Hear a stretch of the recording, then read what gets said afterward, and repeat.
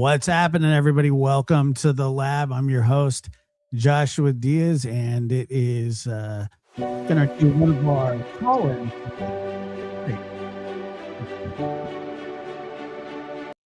All right, that's nice. Anyway, let me pull this up here. Anyway, what happened to your studio background? I don't have. Well, they're not even on the screen, Josh. I know I haven't put it up yet. We're getting there. We're getting there. What's happening, Dr. Gary? How are you? Good to see you. Good to see you. I one of the reasons I wanted to do the show tonight is it's always a kind of shot in the arm. It's a kind of reminder of the positives of being a human being during an especially dark patch of time in the world. I know that a lot of people in the audience must be feeling a lot of things about what's going on in the world, feeling all those storm clouds gathering and not knowing what's coming. So I think it's a good time to sort of try to remember that we're human beings and we have a commonality and that this too shall pass. Yeah.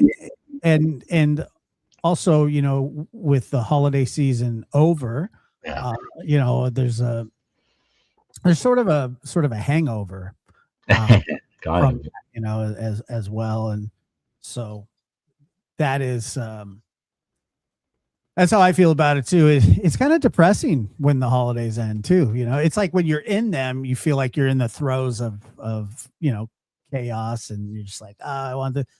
And then when it's over, it's like, God, I kind of miss it. There are only like 350 days till the next Christmas, and 300 and what is it, like 56 days until the next New Year's or something. I have to do the math.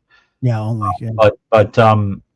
But yes, people in the audience are saying it's true. It's not just the holidays ending. It's also that we're watching the stage set worldwide for some really tough stuff. It feels kind of like that act in a play or that chapter of a book where everything gets dark before it gets light again. Yeah. It's funny because when I did The New Evil with Michael, one of the things that we were sort of suggesting is that the reason for that era has a lot to do with the loss of clear kind of philosophical modes, that guide people, that give them a sense of purpose, whether you believe they're true or not. And what I think is interesting about these dark times is that they remind you that what you believe really matters. That in the end it comes down to morality and doing the right thing because people matter other than you. Yeah. And so I think the whole time has a kind of renewal quality to it. Once we get past the fire, that we'll all be tested. But I think it's a very difficult patch of time. It really is. And I hope that the country doesn't fray, because it's really dividing up our country. Yeah, in things that are out of our control, things that we can't do much about. You feel helpless a lot of the times. Yeah, but I have a lot of faith, so I believe these things are all part of a process. I think so too. And we know how the story ends, but the trouble is how much darkness do you have to endure before you get to the happy ending. But so that I wanted to acknowledge that, because we don't have our heads in the sand. We're not fools. We know, we know that these clouds are gathering. Yeah, now, putting that over here, all we could do is work in our small little corner of the garden and try to do some good for some people in our conversations tonight.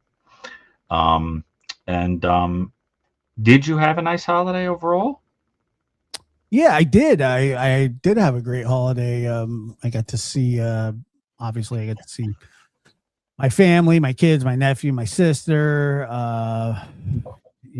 grandma, of course, and some other folks as well.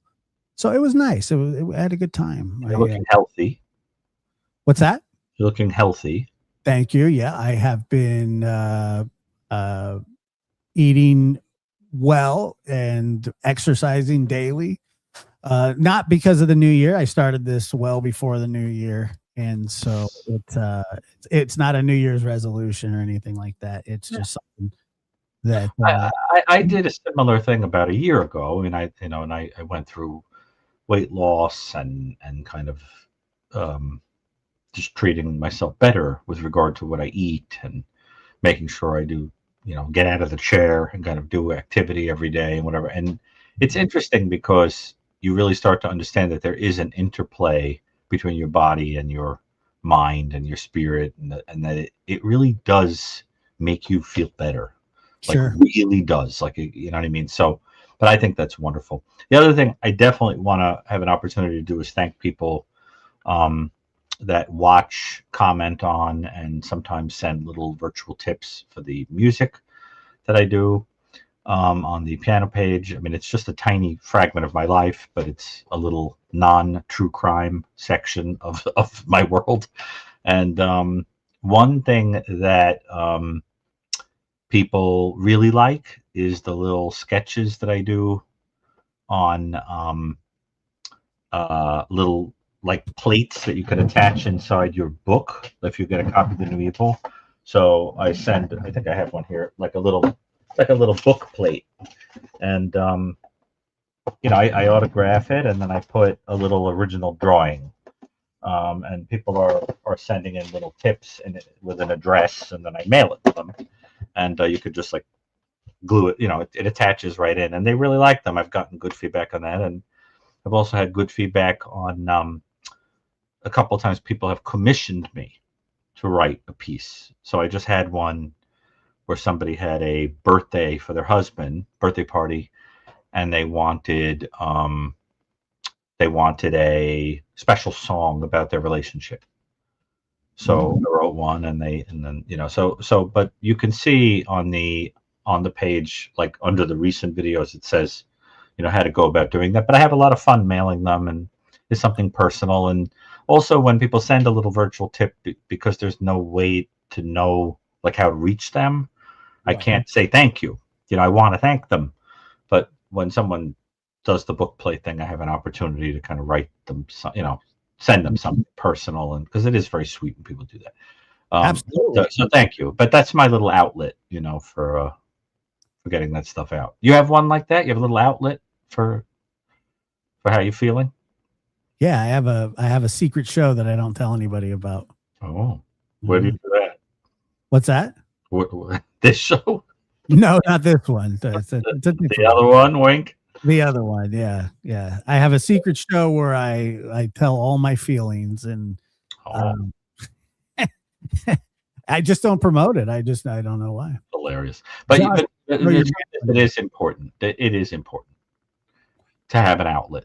And absolutely. and it's times like this, you need someone who cares about you. There are people in this country, even just in our country right now, that think that they are in mortal danger. Sure. And it's very important to kind of extend a Christian heart to people that are scared and people that are confused, lost, because in the final analysis, when all is said and done, um, we're going to be assessed on how we treated Christ through those people, through the forgotten, the outsider, the hungry, the thirsty, etc. Pay Yeah. attention to that, and it's very important. And even if you're not Christian, there's no philosophy that would deny that that's what human beings should do. Well, I've always said that whether you're a Christian or not, or believe in God, the values maintain the same. I Yes, mean, the way that you want to treat people, and obviously you right. want to treat people well. You want to be respectful to people, and be compassionate and considerate. And I think obviously we need a lot more of that in life, and less division and less fighting, but typically what we get is more division and more. Yes, and I think and I just think it is a time when how do I say this? If you're in a romantic relationship, for example, and you think you're in love, or you think that someone drives you crazy, you really can't judge them until there's adversity. When adversity comes, you see who really loves you, how someone really feels about you, who is there when you're down and out. And then you go, I have to be honest. I didn't think it was you, but you're the one who was there. Right. And that's how you know who your real friends are. That's how you know. And I think that's how it is with people that proclaim to be good people.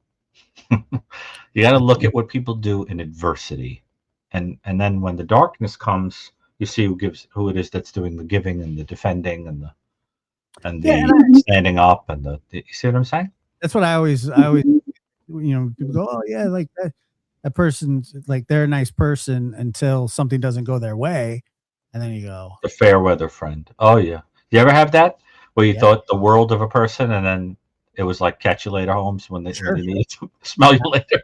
absolutely.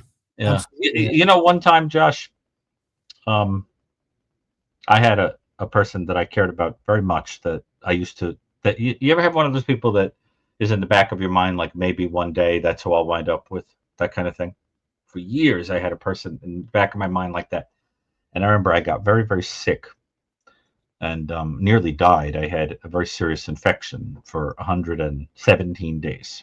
I was hospitalized. It was antibiotics. It was very bad. And I said, they told me that I might pass away.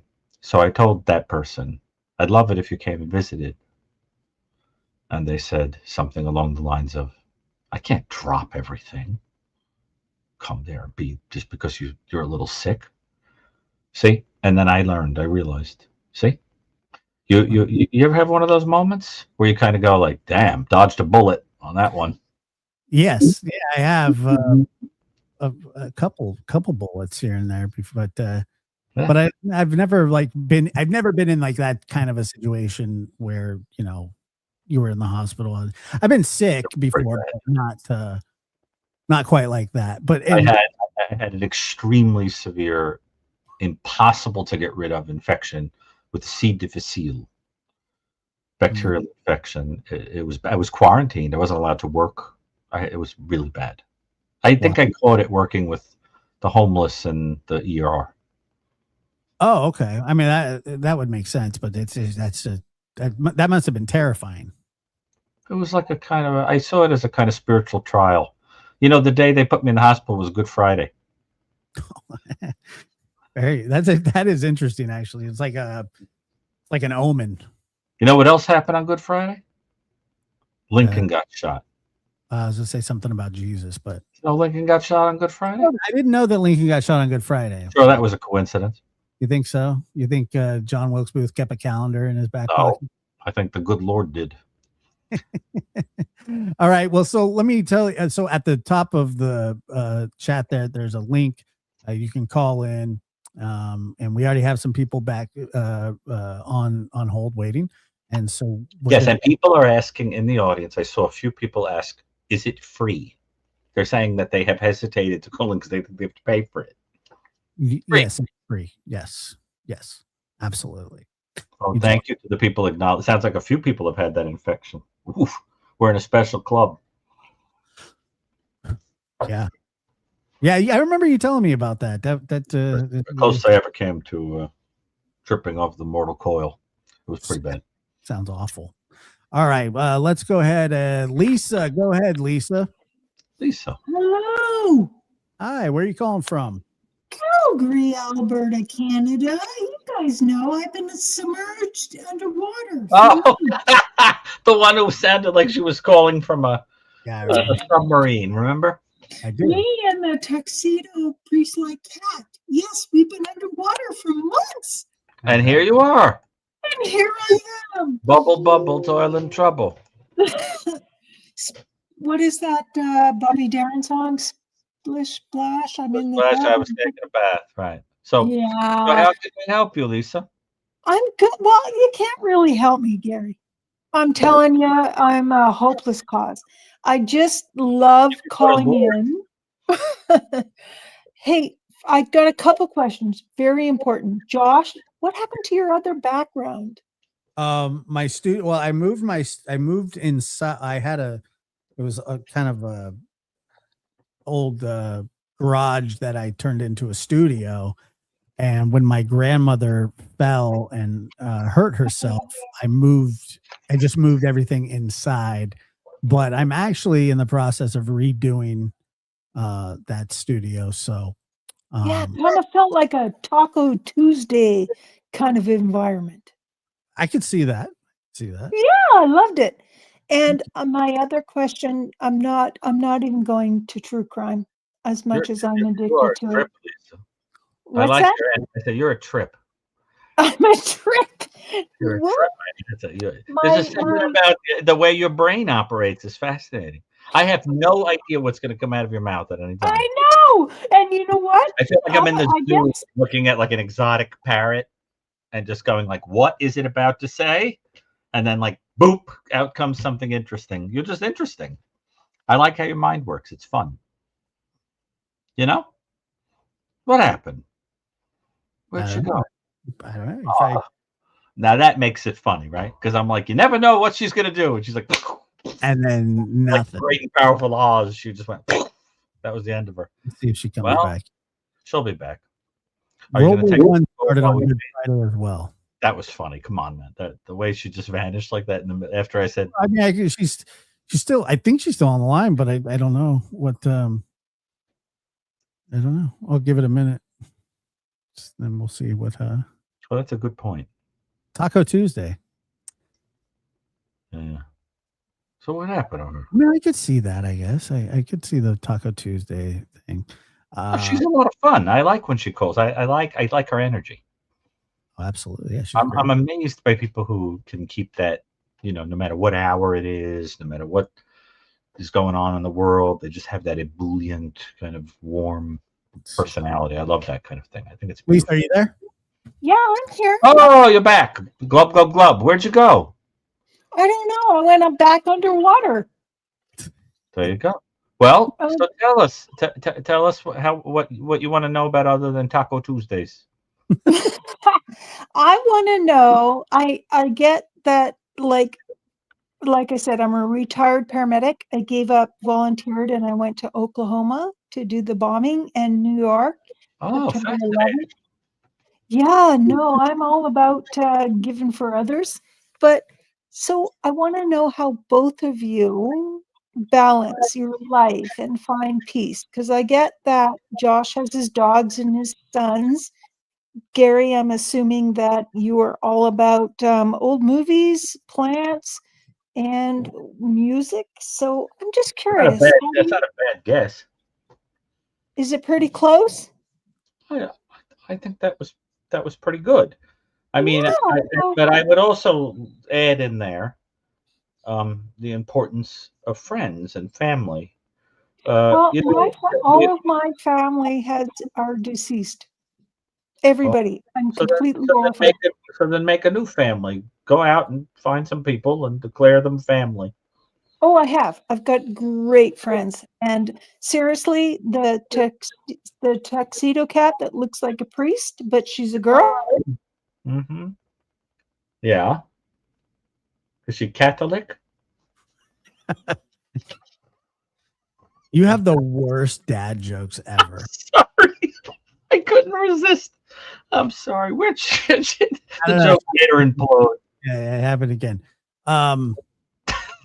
So I guess the question is, how do you find balance in your life? And Dr. Gary, if you want to go ahead and start that, go No, ahead. you go ahead.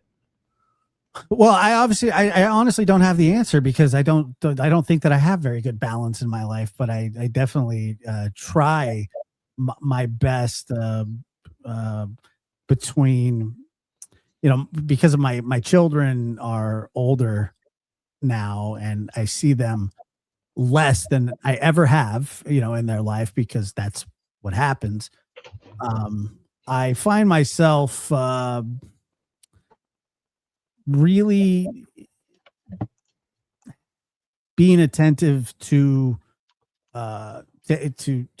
taking care of my grandmother, my dogs, and also I've, like I said, recently within the last few months, I've really taken an interest in my caring for myself, and I think that is the balance that I've been missing. Is that I typically would put people, before me and sort of forget about myself a lot of the time, particularly with, family. And that was on my own doing. It was just me not caring, and just kind of going through the motions of, yeah, you drink enough water here, you drink enough water there, but actually taking time to sort of center yourself and um, fight off the demons of depression and anxiety is a very tough thing to do. It's something that I fight with all the time, like most people. But yeah, but Josh, most people only take care of themselves when they think they have to because they love something. Yeah. And when they have nothing to love, they figure I'll let myself go to the ground. Well, that was kind of a big part of it for me too, was that, Yeah. how am I going to take care of others when, I feel run down and tired, and Well, that's when you put your own oxygen on first, right? yes. Yeah. And that's sort of what I've been doing, like I've been really taking an interest in it, and it's been fantastic, to be honest with you. There was some rough days, and there are still some rough days, but the most part, I think that something to be said about the love we get from our animals, our pets.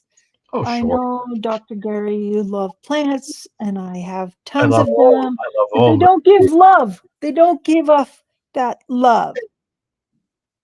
Yeah. Oh, I don't know. I think that they all point to the benevolence of something. True I mean, story. I mean, I have to tell you, have you ever had just like the crappiest day in the world, and like somebody is walking a dog, and the dog just like sort of sniffs you and comes over to you and licks you, plays with you, and just loves you, Oh, I know. and you're fine. You just Yeah, feel I fine. have a friend that has I had that three. happen last night. Yeah, I have a friend that has 3 Great Pyrenees, Oh, and they're lap dogs when I go there. They just yeah. flock. Wow. I When can picture that. Yeah. Well, yeah, it's obviously, to be honest with you, my dogs take up an inordinate amount of time, uh, by no fault of their own. I mean, they are as attached to me as any creatures probably possibly could be. They're very loyal to me. But they also they're not, I had a lab once, and she was very low maintenance. All she really wanted to do was, eat her food and like lay next to you. But she wasn't overly emotional. She was protective of me, and things like that. But now I find myself with these two small French bulldogs who mimic the emotions of children Yep. and throw fits, and and they want attention when they want it. Like the other day, I woke up, I was sleeping, I was laying on my side, and I woke up, and Macho had draped himself over the side of me, looking into my face. And when I opened my eyes, because he was kind of low growling, he was trying to wake me up. And when I opened my eyes and I looked at him, he kind of went like this. He backed up a little bit and was like, "Oh my God, it worked." And I was just like, what could you possibly want? And it was nothing. He didn't want anything. He just wanted to, Yeah. uh, Just he loved you. Isn't it great? Yeah, It's it's very. absolutely, I agree. There's nothing more than unconditional. Well, there's an old saying that says, when you know the reason you love something, you don't love it. Meaning Yeah. that if there is something you're getting out of it, it may not be completely and totally love. The whole idea is that love is for its own sake. You don't Yep. have to get anything out of it. If you're going, I love this person because I love walking down the street with them. I love the way they make me feel. I love the way they listen to me. Those are beautiful things. They're attractive things, but they shouldn't be why you love. The reason for the love should be the giving. And Absolutely. it's interesting. Um, Rob Reiner, of course, brutally murdered with his Oh, wife. so sad. Rob Reiner, of course, was the star of All in the Family, and there was Yeah. an episode of All in the Family that always moved me a lot because All in the Family, for all of its controversy, was very interesting because Edith, in my opinion, was really a metaphor for God, right? The kind of constantly forgiving, always warm kind of love that only that kind of love could love an Archie, right?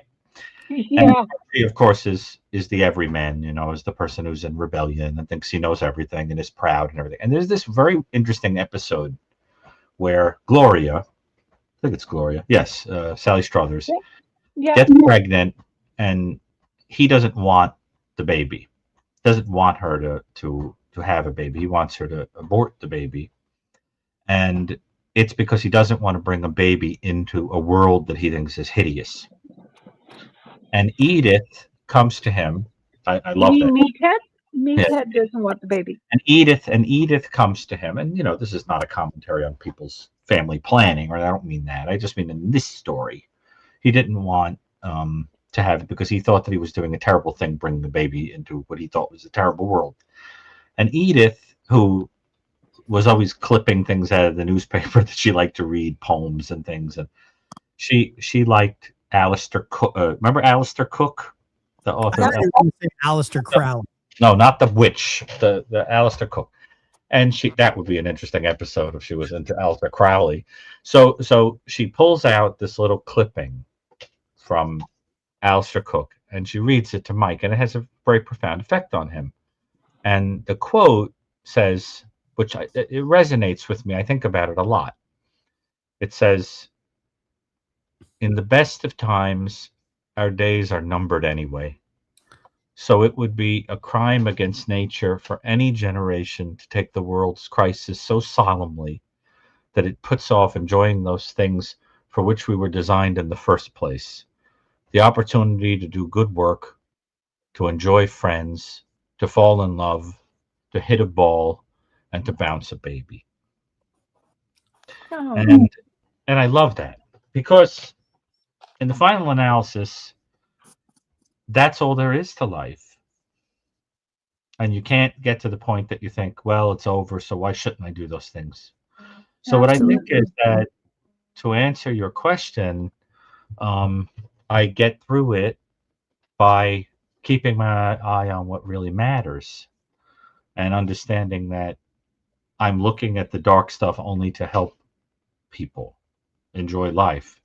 But what's the point if there's nothing of life to enjoy? You have to remember what you're doing that for, right? So for me, that is very sacred. That very, very sacred. And there has to be a time in life where you're reading and watching movies and eating ice cream and hanging out with friends and watching games and having a barbecue and whatever, because in the final analysis, we're alive. Life is for the living, Absolutely. right? That's Don't true. you think, You Josh? know, Yeah. I totally agree, Dr. Gary. And after I was going to be a lawyer, and my parents got Really? I got a full scholarship to university, but I was more interested in how each person was getting a different amount of money for their injury. So I did a ride along with an ambulance service here in Calgary, Canada, and it felt like a calling I can only explain, like, I felt like I was at home, and Hmm. I am so proud of being able to be the last person when somebody passes, or Oh, to be yeah. able to deliver their baby, Oh, beautiful. or Sure. oh, there was never a call that was the same, and I know my parents worried, but it was the best day of my life was every day I walked into the ambulance station. Because when a person has a great deal of empathy and is a sensitive soul, they always hover around death and birth because those are the kind of people that are like they're in an inflection point. My family always teases me that I'm never myself more than I am at a wake. Well, what do they mean by that? They mean that in those moments when someone has passed away, that's when everything I talk about and my entire philosophy matters all of a sudden. And then all of a sudden, everybody wants to sit next to me and talk Yeah. because my whole life centers around thinking in advance about the Yep. thing that most people only think about when they're ready to close their eyes and leave the world, or that they only think about for that split second when the baby comes out and holds their finger and they go, wow, there's a benevolent force behind everything. And, Yeah. and life is really a thing. Josh, you remember when your kids were born? The Yes, insight it gave you into life as a benevolent force? vividly. Matter of fact, I was just talking about that with my grandmother the other day. Especially, you know, each is special, but the first one, witnessing it is something. It's crazy. But I also remember my sister, who had a cesarean section, Oh, asked me to come in there with her. And they put this blue screen up, and they put me in oh, scrubs, and um, she's like, I want my brother to come in. I was just like, okay, because she was very scared, and so was I. But yeah, I remember it vividly, and it's almost like you've never felt more alive, to be honest. Exactly. just it. Yeah. That's just it. And right now, we're in a time when, the Grim Reaper seems to rule the hour. Uh, Mhm. but, Yeah. try to remember that all of that is part of a kind of cycle. You know what I mean? The interesting thing about a Grim Reaper is the reason he has a scythe is to remind you that death is part of a kind of a harvest cycle. Right. That it's a cycle. But for things come up, they go Yeah. down, they go back to the earth, they come up again, and the Reaper comes and sort of takes. Well, I And can say that I consider it a privilege to have seen the best of humanity. And while I have seen the worst of what humans can do on the yeah, front line of a big city, I Mhm. still walk away thinking love and life is amazing. And I just want to express my gratitude to the both of you oh, for thank you. bringing humor, intelligence, education, and peace to everybody that tunes into their lives. You guys rock it. Well, I appreciate you saying that. Thank you very much. Yeah. Thank Well, Oh, and yeah. I've been very enriched by having the show, which is also something I find very helpful in terms of having an outlet. And Josh, don't you find it helpful to be I able to definitely sort of? do. I mean, I find it, I've been, like I said, I've done call-ins for quite some time, but more now because obviously it just seems like it's needed. There are people that really do appreciate it and enjoy it and look forward to it, and I'm one of those people. Or else I wouldn't do it. To be honest with you, I mean, I wouldn't do it if it wasn't something that I felt was for the better of everybody that participates. Yeah. Honestly, I think that the both of you are men of integrity, compassion, and Hope so. empathy.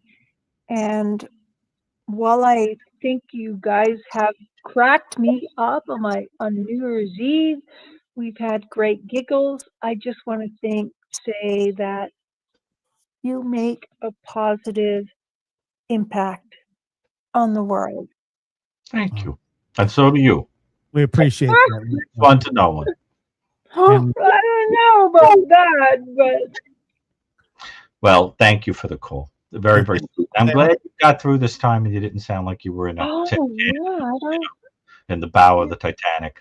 Well, so let's we'll take the next call and thank you, Lisa, very much. Well, thank you both. Bye bye. You're welcome. That was such a nice call. She's always very This is sweet. very nice. Yeah. Okay. All right, Julia. Julie, where are you calling from? Hi, can you guys hear me okay? Sure can. Awesome. I am calling from Dallas. Dallas. Have you ever called before, Julia? I have called, yes. Yeah, she's a Cowboys fan. Yes. Is this Fan the is a strong word, but they certainly are in my city. Yeah. is this the you don't sound like you're from Dallas, Julia? Yeah, that's me. Yes, I remember you. How are you? I'm good. I've got a couple questions for you guys. Sure. I'll try and ask them both if I have time. But I wanted to ask on victim impact statements. Yeah. The first time that I had ever watched those were in the Golden State Killer case, which I'm sure you guys are familiar with. Very sadistic guy. What was that? We could probably pull up a victim impact statement from that case on YouTube. Yeah, and I was curious because I remember watching those and just thinking like he's probably kind of getting off on these victim impact statements and people talking about how scared they were and how much he impacted them. And I would imagine somebody that sadistic would kind of be maybe reliving it through that. So Yeah, I'm curious. That about certain, like I think that about Koberger. Yeah. So I was curious if you guys were giving victim impact statements or talking to somebody who had to give them, would the like kind of profile of the offender change how you would give your victim impact statement? Yes, and the thing is, I have consulted on victim impact statements, and almost like as a rule, I think it's a classy thing to not ever let the public know that you had anything to do with the person's victim impact statement, because it really must come across as arising from the heart of the person delivering it. But as you can imagine, a lot of us experts on this stuff, we get approached by people who say, look, I really want to zing it to this monster, who did such and such to my loved one. And we give them, ideas about what you would really need to say to kind of get in there. What really motivated this? Why did they pick your loved one? How much envy was in there and pathetic kind of, a jealousy and so forth. So we it's powerful stuff. But I agree with you that when used badly, victim impact statements can be very empowering to the killer, because they can make the killer think, what a moron, or look how sad you are, and I caused that, by having the power to take your loved one, and I've seen victim impact statements where people just go flat out ballistic on the event. Right? You remember the Jeffrey Dahmer? Yeah, of course. Oh yeah, that was like just went absolutely ballistic. And it's a really good point you're making, but the fact is, we have to give the family an opportunity to say something. The reaction, whatever. Yeah, I understand that, but I really think that ultimately you just have to have that opportunity, because you want that closure. I noticed a lot of people use it as an opportunity to tell the offender that they forgive them. Yeah, that happened. Yeah. And I part of me is incredibly moved by that. Sometimes I think people say that, but they secretly don't really forgive the person. Like they feel obliged to say that, but they're destroyed inside and furious. And then they have like a lot of work to do. that they don't want to admit how angry they are. I've seen that too. Yeah. Josh, did you have to give one? Yeah. I have to give one every time I go to a parole hearing. Oh yeah, that's true. I forgot that. I'll be giving one in March. Well, Uh, help. You know where I am. Yeah, So- I'm pretty good at it. I'm pretty sure you're a pro at this point. Yeah. Yeah, and I wanted to ask Josh if you're comfortable sharing, what's like kind of the tone of your victim impact statements? I mean, is it factual? Is it angry? Is it sad? Is it geared towards your father or towards the parole board? Like, to the So- extent that you're comfortable sharing, I'm curious. So when you give a victim impact statement at a parole hearing, you have to direct it to the parole board. You can't direct it directly to the person, and so it makes it a little bit more. It makes it easier because they're not allowed to react. They're not allowed to interrupt. They have to basically just sit there and bear it, I guess you could say. It kind of, the last time I spoke, I probably spoke for 20 minutes, maybe longer. It was on the last one, I spoke for quite some time. And that was really the first time, because I had typically just written it, I would write something and read it out loud. That way I could stay on topic but now I just basically say that how it affected my life, how it affected my life for the negative. And then I also give my thoughts on the sentence. I also give my thoughts on how I find it asinine that we're even doing this, that we're having this conversation, that he's even up for parole when he's done such a heinous thing. And so I don't get angry, although you can if you want. They don't stop you. I don't get angry, but Right. it does get emotional, and it's honestly not an easy thing to do, especially when it's your own father. So, And the realization that it's a victim impact statement, but really it's intended as a killer impact statement. right. In other words, what bothers you is you don't know if you're having an impact. That's the whole point. It makes you feel kind of invisible if it's not used a certain way. I always remember TJ Lane. Do you remember the mass shooter, Yeah. TJ Lane in Ohio? The kid that flipped off the parents. Yeah, he killed Demetrius Hewlin and Made that disgusting comment of Daniel what was the other one's name? remember. Palmer murder.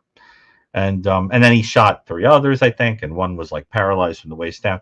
Well, what happened to him was he went to court wearing like a shirt that said "killer" on it. Yeah. And here people, I think, were giving statements and trying to kind of see if they can see any glimmer of remorse in him. And he very infamously said, this was all he said. He said, "This hand that pulled the trigger and killed your sons now masturbates to the memory." Yep. I That's remember. all of you, right? And so you can have that reaction too, where the person uses it as an opportunity to be disgustingly sadistic. And so that's what I think the caller is talking about. I have to say, the questions that you're asking they're interesting because I don't think the average person would ask them. Why do you have such a strong interest in those questions? So I'm actually doing a master's program in forensic psychology. And actually my next question came from, it was a victimology class that I took. And I don't remember if this was when I was doing forensic psychology. I also did a year in criminal justice before I switched. But I was wondering about, what people call missing white women syndrome, where people like, Gabby Petito get more coverage and more sympathy than, Indigenous women or whatever the contrast is. I work on it, missing Yeah, and I'm cases, so I'm definitely aware of that one.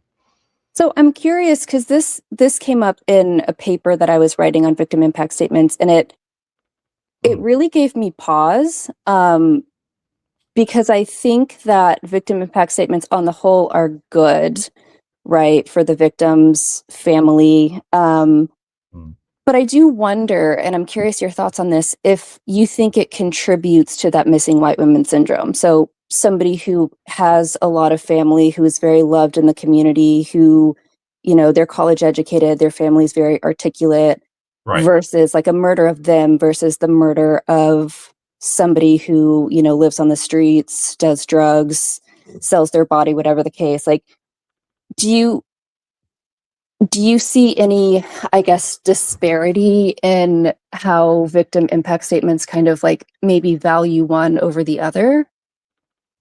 Well, it's a very interesting thing because in order to make a victim impact statement, one has to believe that one has impact.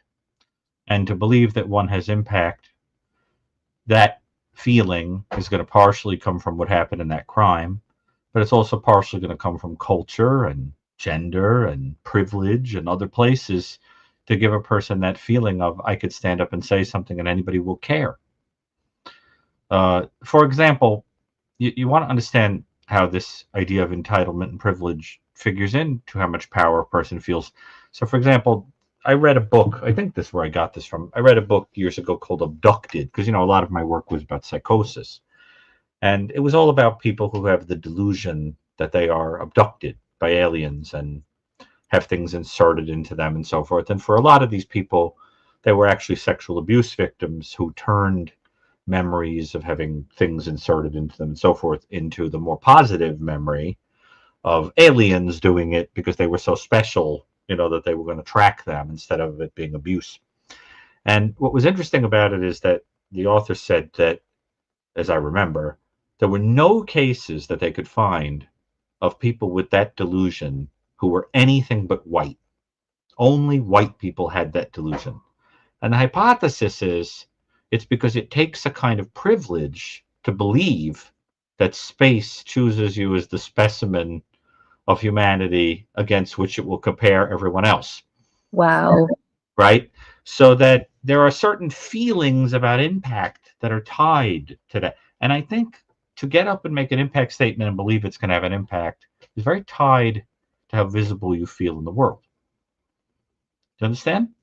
So I think impact statements by people from much more marginalized groups are very different than impact statements from people who are less marginalized. See? Yeah, that is really interesting. Yeah, it's an interesting thing to think about. Just something I've always wondered, not always, but I've wondered about sometimes. And you look to see how many victim impact statements by indigenous people are available on the web. See how many.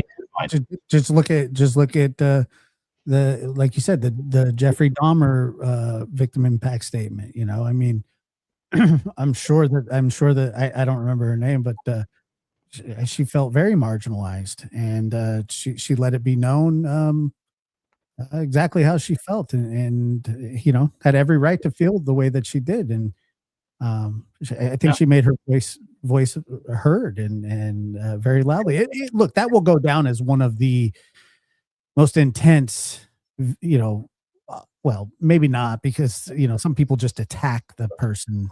I've seen that happen too. Where People are. Yeah, people can be really awful. With that stuff. But TJ Lang kid or whatever his name was. I mean, how do you not jump over the table at something like that? I mean, you would want to. Absolutely, you would want to. So yeah, one of the dads did in the Larry Nasser case. I think it was that one. He jumped over the table and tried to get to him and had to be restrained by the bailiffs. Yeah, and they didn't charge him either, did they? I don't think so. No. They actually they said they understood that obviously he was out of line because it's a court of law and you cannot do that. But they gave him grace, and they did. They gave him grace because, I mean, it is a natural reaction to have something like that happen. So we did an episode, and also Chris McDonough I'm not mistaken, did an episode where Josh and I interviewed Jody Plauché, who was the boy whose father killed his rapist on television. You and Chris did, not me. Didn't you and I? No. Oh, well, if you'd like to, I can always invite Jody on. We thought we had talked about it, but I believe That's what happened. Yeah. yeah. Well, if you'd ever like to, because that is a really good example of where the court had a kind of sympathy.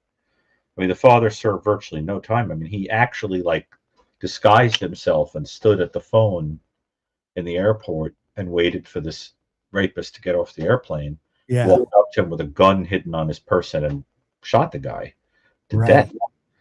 And you have to understand what Jody Plauché's offender did to him. I mean, he actually took advantage of tensions that possibly even manufactured tensions in the relationship between this boy's parents to tell him that he was going to be the like rescuer figure as his parents went through a divorce, and then groomed him to gradually be desensitized to sexual activities, tried to get him to bring other kids from a karate class that the offender was teaching home. And then literally puts the kid in like a disguise and abducts him, tells him he's taking him to like Disney World, and abducts him, takes him to a hotel and assaults him repeatedly. And when they ran out of money and he started making the kid forge checks, and then ultimately they make a call home that's traced, a money demand call. They catch this guy, they extradite him, and when he gets off the airplane, this kid's father walks up and kills him. And when we did that show, I remember people in the audience saying, "Yeah, I could see it." Yeah. How could you not? I'm not commenting on that, but Josh, I mean, Look, as somebody who's lost little boy, it was his little boy. He thought his kid was dead, probably. Precious to me from violent crime. You would be a fool to mess with my sister.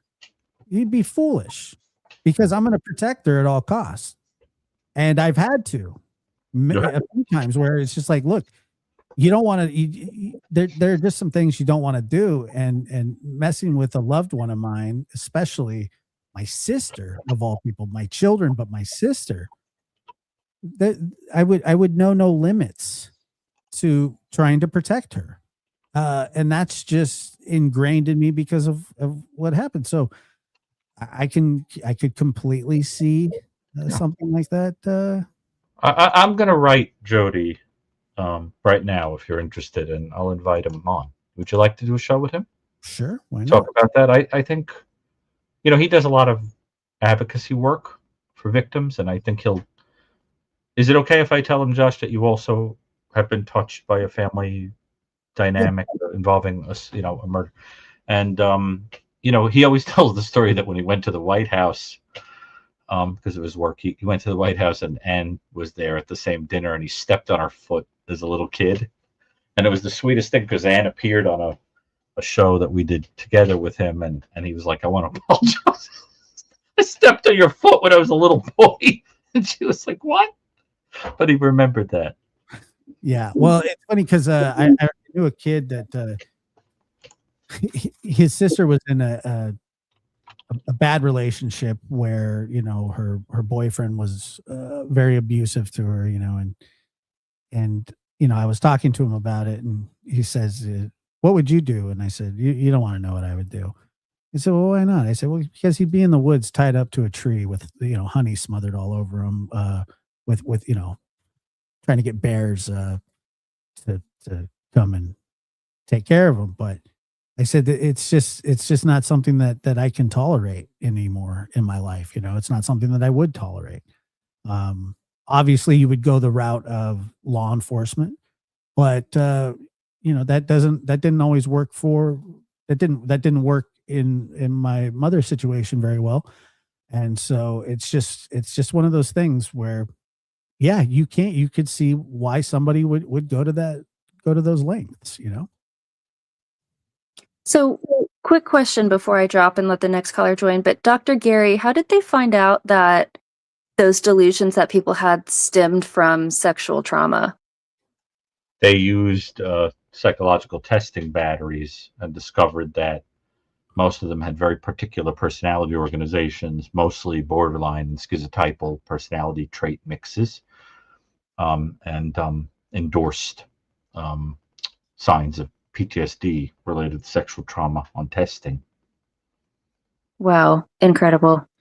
That's fascinating, and it Yeah. doesn't surprise me. Doesn't surprise me at all, because it's a way of kind of taking a terrible experience and turning it into one in which you're chosen instead of one in which you're violated.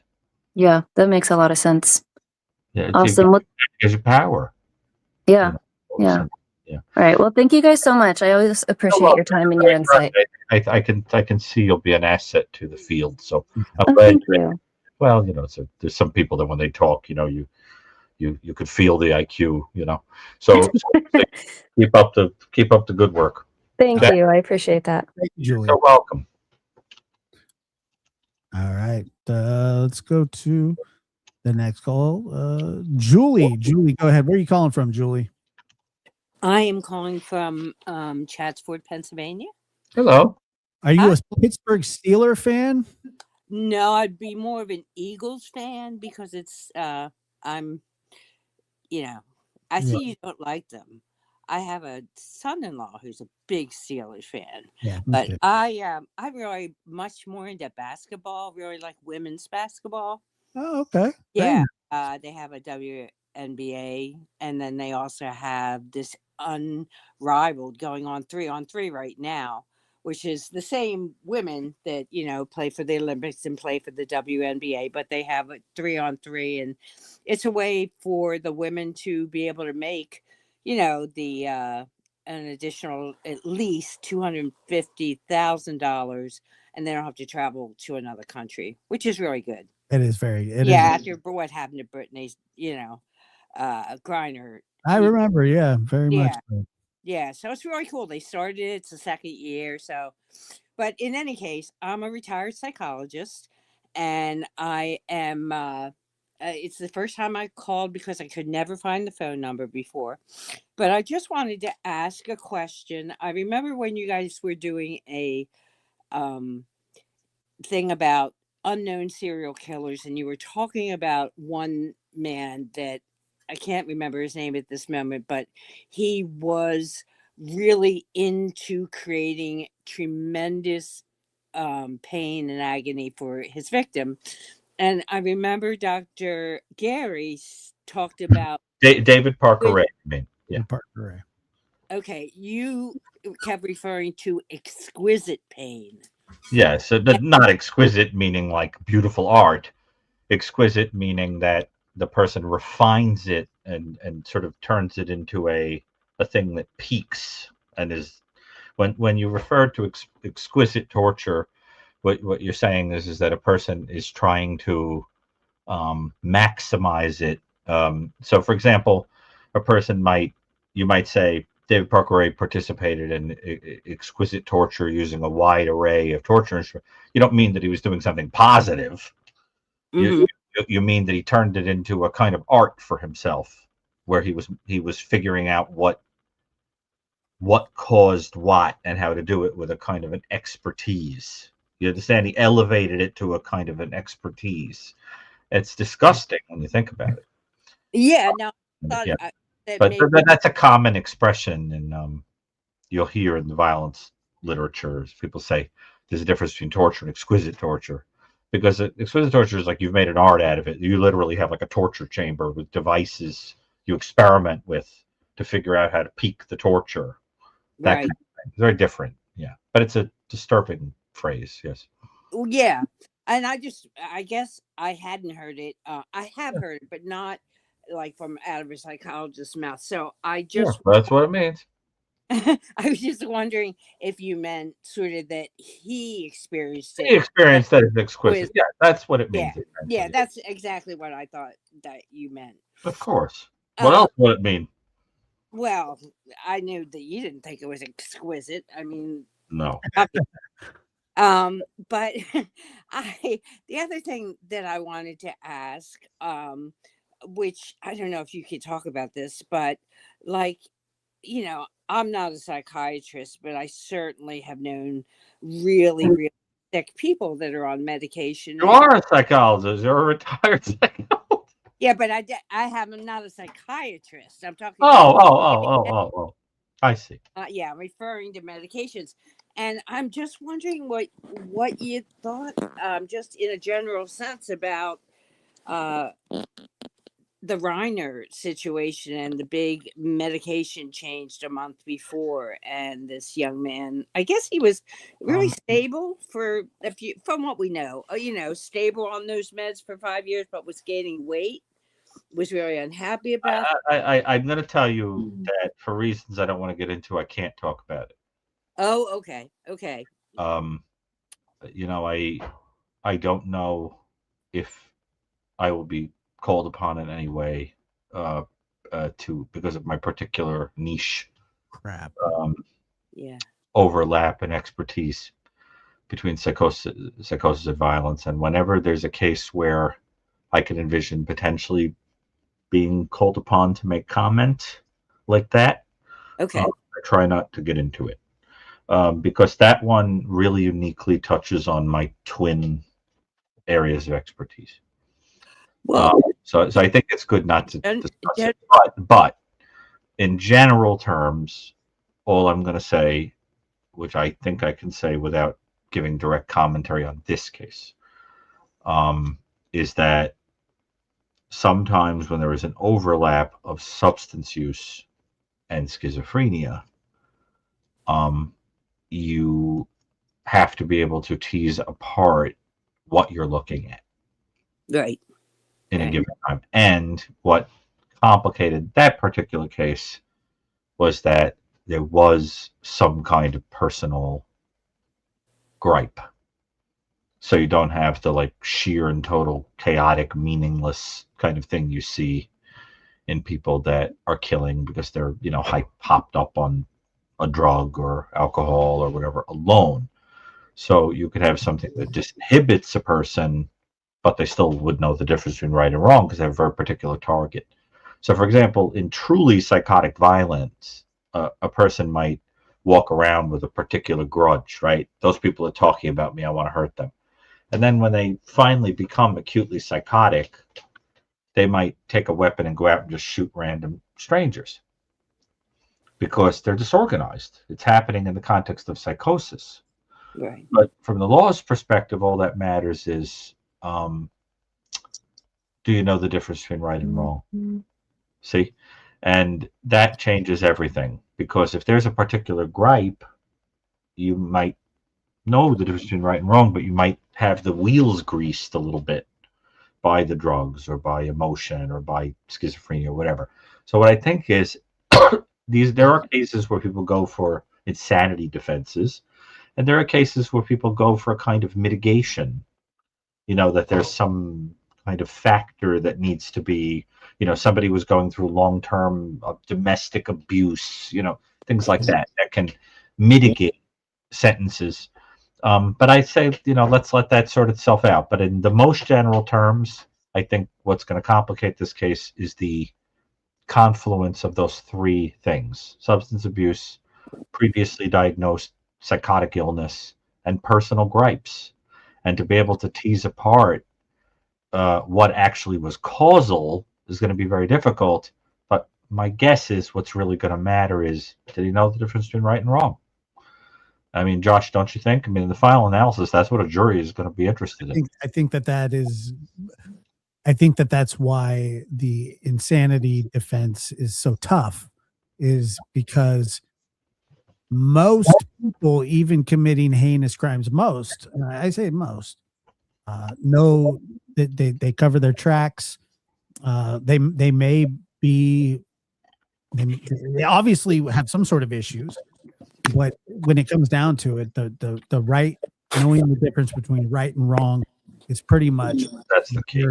Is going to try to establish, and that is what this entire case will be based on. Yes.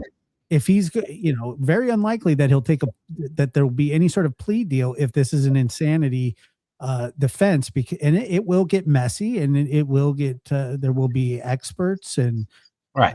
it's going to be a long, drawn out Right. process. And But probably, Josh, let's be honest. That there is a difference between a case where a person commits a crime and then gets assessed by someone and conveniently has a mental illness. And there are cases where a person has a long documented history of serious drug abuse, treatment, rehab, relapses, serious persistent mental illness, schizophrenia, deteriorating condition. Right. There was a real stuff here.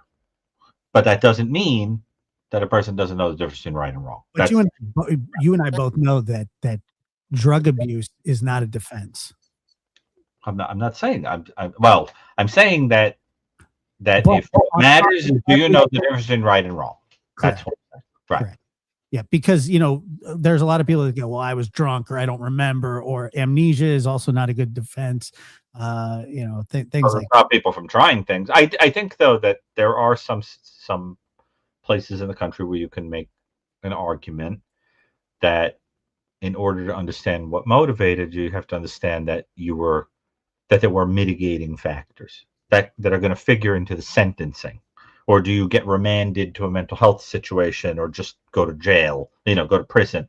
I mean, that's a real thing. I mean, there are cases in which that really, really matters, right? A person is being abused horribly for years, and then they kill their abuser. There are mitigating circumstances that have to be talked about, right? But in this particular case, the key is, is there a history there? Yeah. I mean, that's a documented, known. I mean, his father tried to help him through that stuff. He was in very expensive rehabs, whatever. That's not the issue. The issue is, does it explain this situation? And it's all going to boil down to, what is he going to try to say? I was so overwhelmed by delusional beliefs. I was so, paranoid. I was so high on drugs. I didn't even realize they were my parents. I didn't, you know what I'm saying? It's hard. So all I'm saying is that what's going to come down to is, okay, you were bonked out. Did you know what you were doing? I mean, Richard Ramirez, now we're not making a comparison between these two cases, but Richard Ramirez, the Night Stalker, he was probably bombed out on every imaginable drug when he committed those. Okay, and they were very gruesome. Does that mean he didn't know what he was doing? No. Jimmying windows, breaking in, choosing weapons to maximize the cruelty. Aren't you also responsible for your behavior of taking drugs? Well, that's a very good point. Yeah, right. Anyway, all right, Julie. Well, thank you so much. We appreciate your call. Thank you very much. All right, we'll talk to you soon. Thank you. Yeah, and but in that particular case, I think part of the issue is that I want to know. What I'm fascinated to see when it comes down the pike is that's right up here. When his meds were changed, right? Which is what I think the caller is interested in. When his meds were changed, was that done? And now, look, no aspersions could be. I am not saying a word because I don't know anything about the changes and why they were made and whatever, the wisdom of them. I know nothing about. But I want to see, is the idea that what the person was really looking at was somebody going through, let's say, a relapse of drug use, right? And it was assumed that it was schizophrenia relapse that needed to be treated, that kind of thing. Was there any sign of a heating up aggression toward the parents, or a grudge, where there could have been like a Tarasov thing, where a little hint is given and you warn people, that I don't know. I think it's all going to have to be borne out. Yeah. But most of the time, what these things is, a clinician sees a person, they look okay in the moment, you say, here, take your prescription, go, whatever, and then you're shocked to find out that some explosion has happened since the last time you saw them, right? That there was no clue of in the moment. But we don't know in this case. It's impossible to say. But I think it's going to be a fast. All I know is I really miss Rob Reiner. Yeah, I hated that murder because I loved Rob Reiner. He's fantastic. I loved his work. I think he was a passionate, brilliant director. I mean, take the political stuff off the table. I'm not talking about that. That's people's opinion. He was an artist, a wonderful artist, and he loved his son. I mean, I think what complicated that case was that he was always in his father's shadow, Carl Reiner, and then sort of came into his own. And I think Nick Reiner was in Rob's shadow and probably didn't come into his own. And I think that figured into things probably. Probably. You're probably right. Yeah, but I loved his work. And I always talk about how the same man who created Misery, which is, based on Stephen King's novel, is an incredibly disturbing depiction of the depths of evil and depravity, also created movies that showed the height of human greatness, like Stand By Me, also a Stephen King story, by the way, or The Princess Bride. Or A Few Good Men. Or A Few Good Men, right. And in that ability to kind of see the gray, right. In that way, he had a little kind of Dostoevsky to him. Yeah, and Misery. And I just recently saw Misery for the first time. Oh, you love it.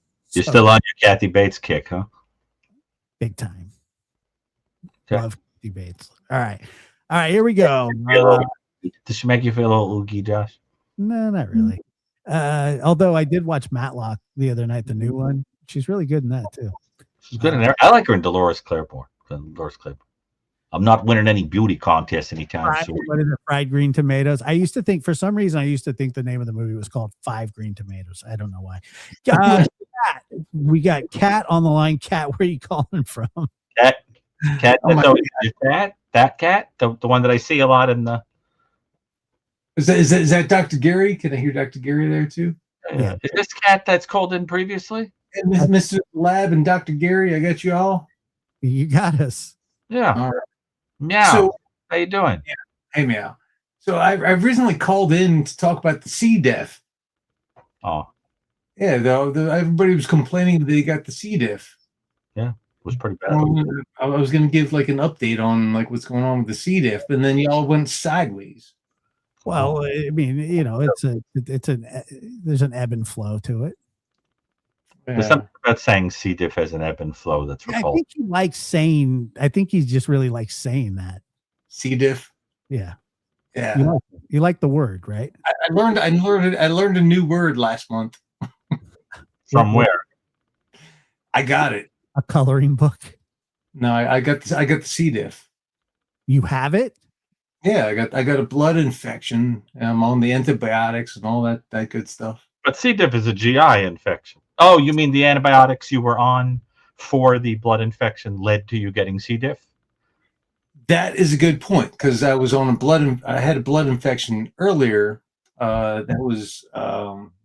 I thought that's what you were suggesting. Yeah, I had a different blood infection, and then I got over that one, and then because I had the post effects of the antibiotics, I got a new blood infection, which led to the C. diff. Oh, well, talk to your physician, obviously, but I did. I've talked to the physician, yeah. but I saw it put up in the chat earlier, and people were like, "Oh, I had it for such a long time." I'll tell you one thing: it was absolutely remarkable for weight loss. In 117 days, I lost almost 40 pounds at the time, and it was really scary stuff. I have never felt like that in my life. But it was bad. Yeah, I'm hazy and that sort of thing, and the antibiotics I'm on make me still keeping me hazy. Which one do they have you on? It's the antibiotics. It's a pretty heavy one. The one that directly that's Forceed. What do you want, like vancomycin or?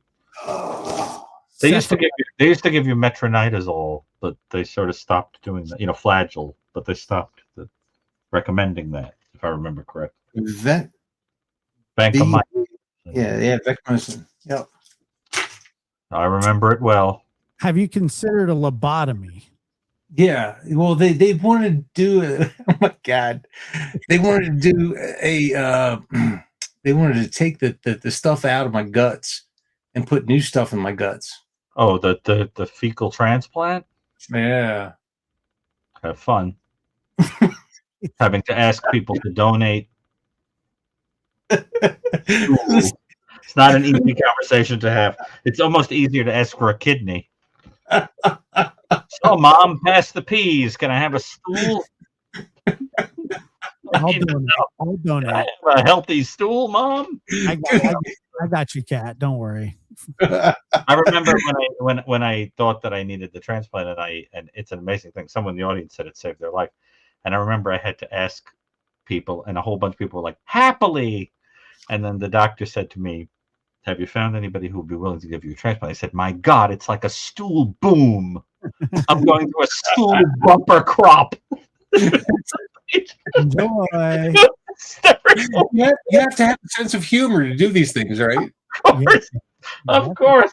This is the most disgusting conversation. But anyway, the point is, I'm glad you're a young person, right? I mean, how old are you? I'm pushing 50. So no. I mean, because see, different when somebody is like 80. Yeah, some young. I don't want to give you medical, but I'm just saying, like, for me, I think I got through it because of my age at the time. But it's more common than you would think. And also, what's interesting is how many people just get community acquired stuff. Like, it isn't even from antibiotics. They're just, Well, I thought it was food poisoning. So I went off the antibiotics from the other thing, and then they said because I had constipation. Of course, now we're on old people channel now. I had constipation. They said, well, you have to eat more vegetables and fiber.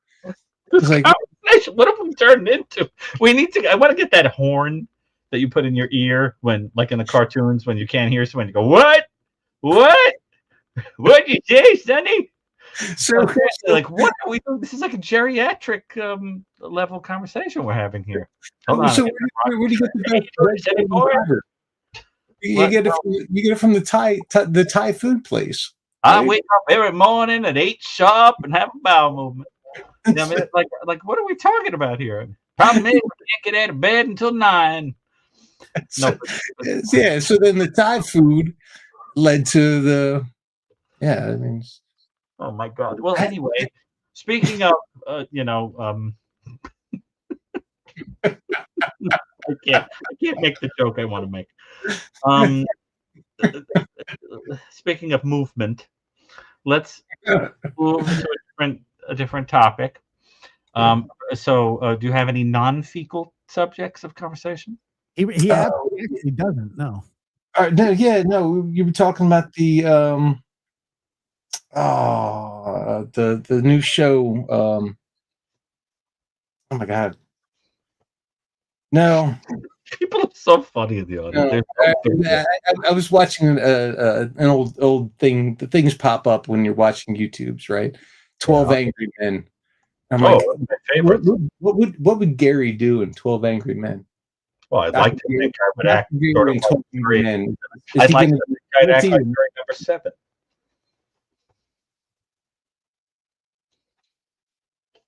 Is Dr. Gary going to be guilty or not guilty in 12 Angry Men? I think I would take the position that Henry Fonda had in the movie.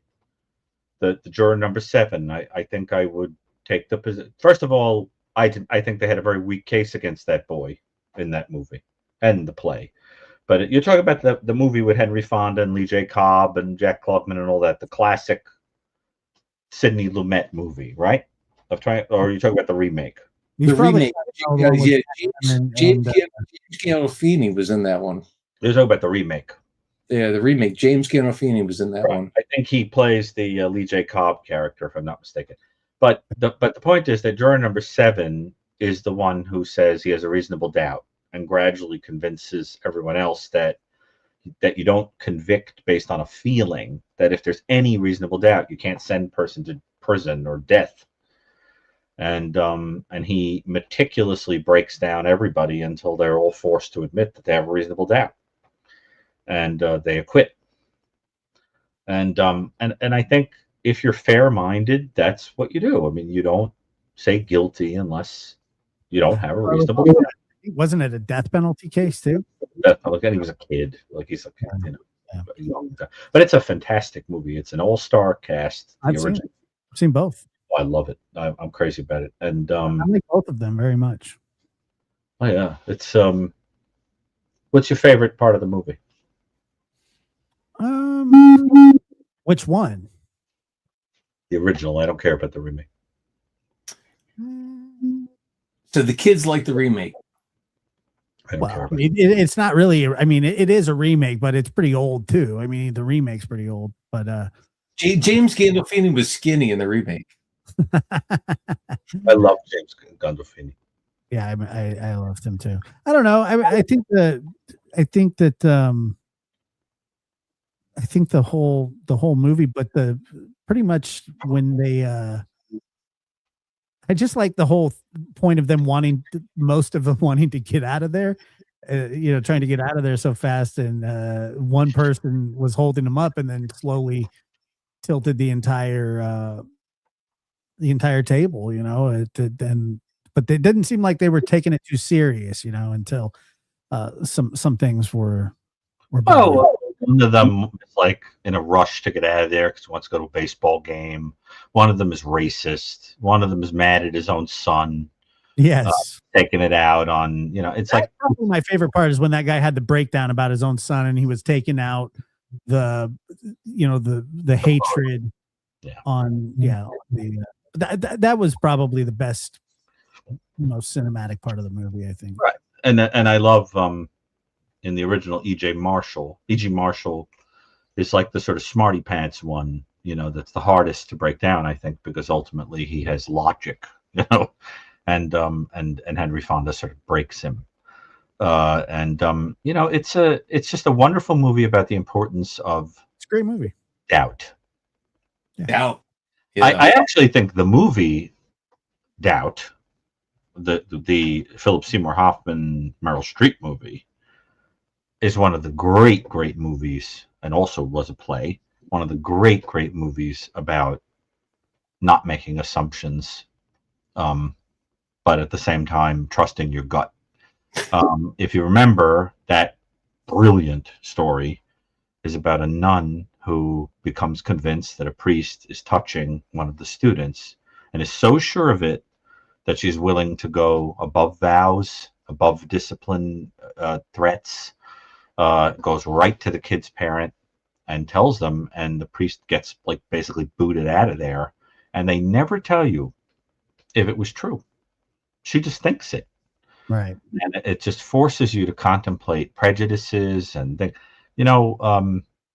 logic is rare, and not getting devoured by your passions. But I think it's a great question. And incidentally, one of the actors in the original 12 Angry Men, John Fiedler, was the voice of Winnie the Pooh, which brings us back to Pooh and the original conversation we had. The Dow. Yes, we have come full circle, my son. Back to the Pooh. It all comes back to the Pooh. It's Now, anyway, but in all seriousness, he was the voice of Winnie the Pooh. It's the ties that bind Cat Randall's bowels. Hey, Cat, thanks for calling, man. We'll talk to you. All right, I love you both, man. Let us know you're okay. Yeah. All right, I'm good. Bye, Cat. Oh, all right. That's terrible. I know what he's dealing with. Cat is a very nice guy. Funny. He's very funny. He's got a great sense of humor. Yes, to the people in the audience saying, did I hear about the man who had the 100 skeletons in his house or whatever? Yes, of course I did. And I'm really waiting for that, the explanation for that one to come out.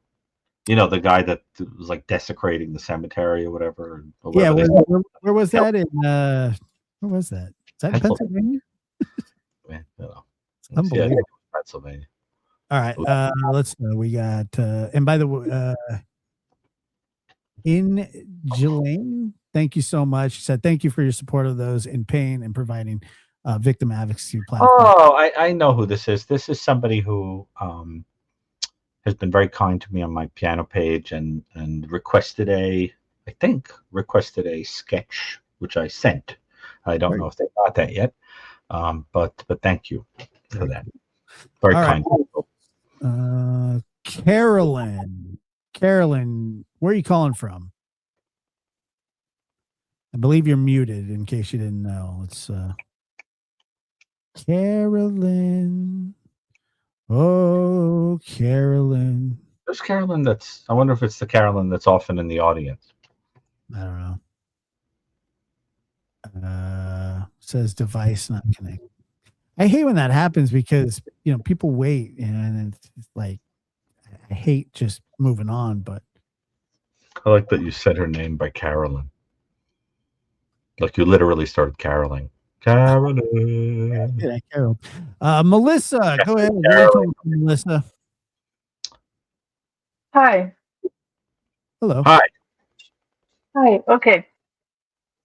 So my Who is this? Melissa? This person's name is Melissa? Melissa. Hi, Melissa. okay, I think there was a delay. I was hearing both of you at the same time. Yeah, yes. I was one of the Melissas that called in on Yeah, I She was- remember. You're about the music, correct? You were Melissa number 2, right? Last time. who's the other one? I can't quite Can we get remember. off you, please. Oh. Now you're starting to pick up some of my twisted humor, Josh. I know. Yes, you were the second Melissa that called last time. I remember the music question. Right. Yes, yeah, that was an interesting conversation. Hearing myself.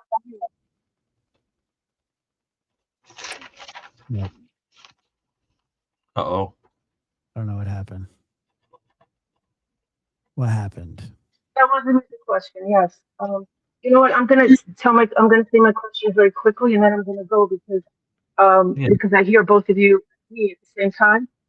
So can you hear Do me? you have Oh, she's not shutting her. do you have two windows open on your phone or computer? Get rid of the YouTube one. You just need this one open. Okay, let's see what happens now. You're right. I think it's Magic. fixed. That was easy enough. Okay, Yep. so if you can still hear me, my question is about people who abuse children. Like you'll hear every now and again a story about a family that has kids and they like keep their kids in a cage and they starve their kids and or sometimes they have a few kids and they only do that to one of their kids. And I find it, I try to wrap my head around it. Like logically, you would think if you can't handle the kids that you have at home, you can give your kid up for adoption. That seems to me like the logical way out if you don't want to have this kid instead of being very resentful. So I'm assuming there's a lot of resentment behind it. Like maybe the person doesn't want to be a parent anymore or something Sometimes like that. Sometimes they're just perverts or sadists. Sometimes they just say to There's a lot of reasons why people do things like that. so okay. So like is it like they feel like they owe you? Well, because it would be a sweeping generalization to say that people do things like that to the child because they resent having the child. That's true sometimes. There are other people that are just perverts or are just cruel. There are different reasons. For example, I'm aware of a case that was in the media of a couple that was adopting special needs children in order to, if I remember correctly, assault them, record it, and sell the videos. Okay. Some people are just perverts or cruel. You know what I'm saying, Josh? Yeah, absolutely. Not always as simple as like, I've got a resentment. And I mean, I've heard stories you wouldn't even believe. I mean, that you think you've heard the worst of it, and then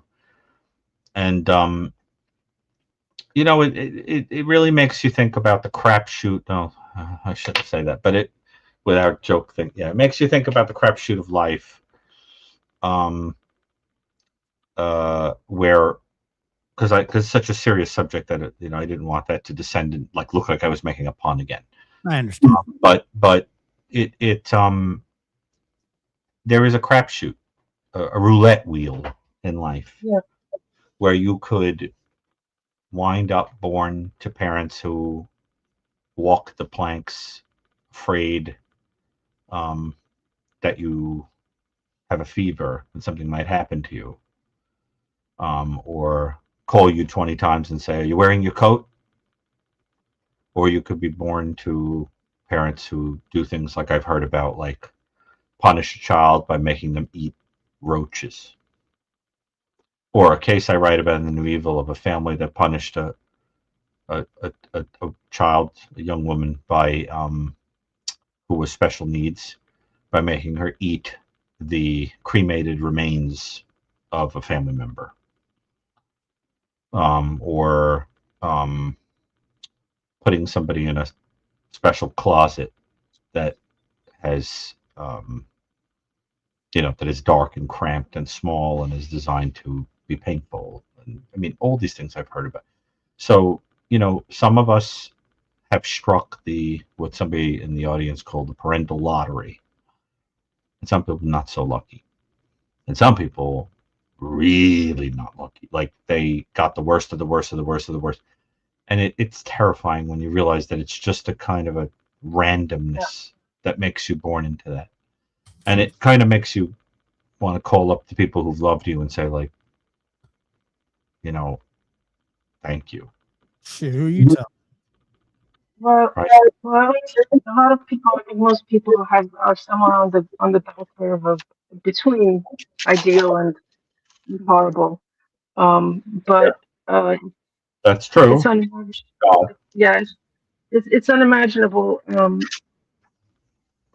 that I know people can be evil, and like I think about the Middle Ages, and a lot of people were doing messed up stuff in the Middle Ages, I guess because they could, and because it was culturally not so frowned upon at the time. And I think that maybe we have the same percentage of people that are sort of born with those kind of traits that enjoy doing sadistic things, but maybe they just can't get their hands on a way to do it to other grown people, so they do it to kids because it's easier for them to do it to little kids. Well, that's sort of the thing is that there are protected classes, children, elderly people, and animals who can't defend themselves. That's why people prey on. That's why there's special laws for animal abuse, elder abuse, and child abuse, because those are particularly heinous crimes against people who society as a whole are supposed to protect. Yeah, unfortunately, being part of a protected class doesn't. Unfortunately, children are not really protected as well. I'm not saying it would. Especially given like the I'm saying the that agency. there, if somebody gets caught, to help prosecute if that. But I get what you're saying. Yeah. Josh, look at this article I just sent you. This is a local story that I've been hearing a lot about in our news. But just take a look at that.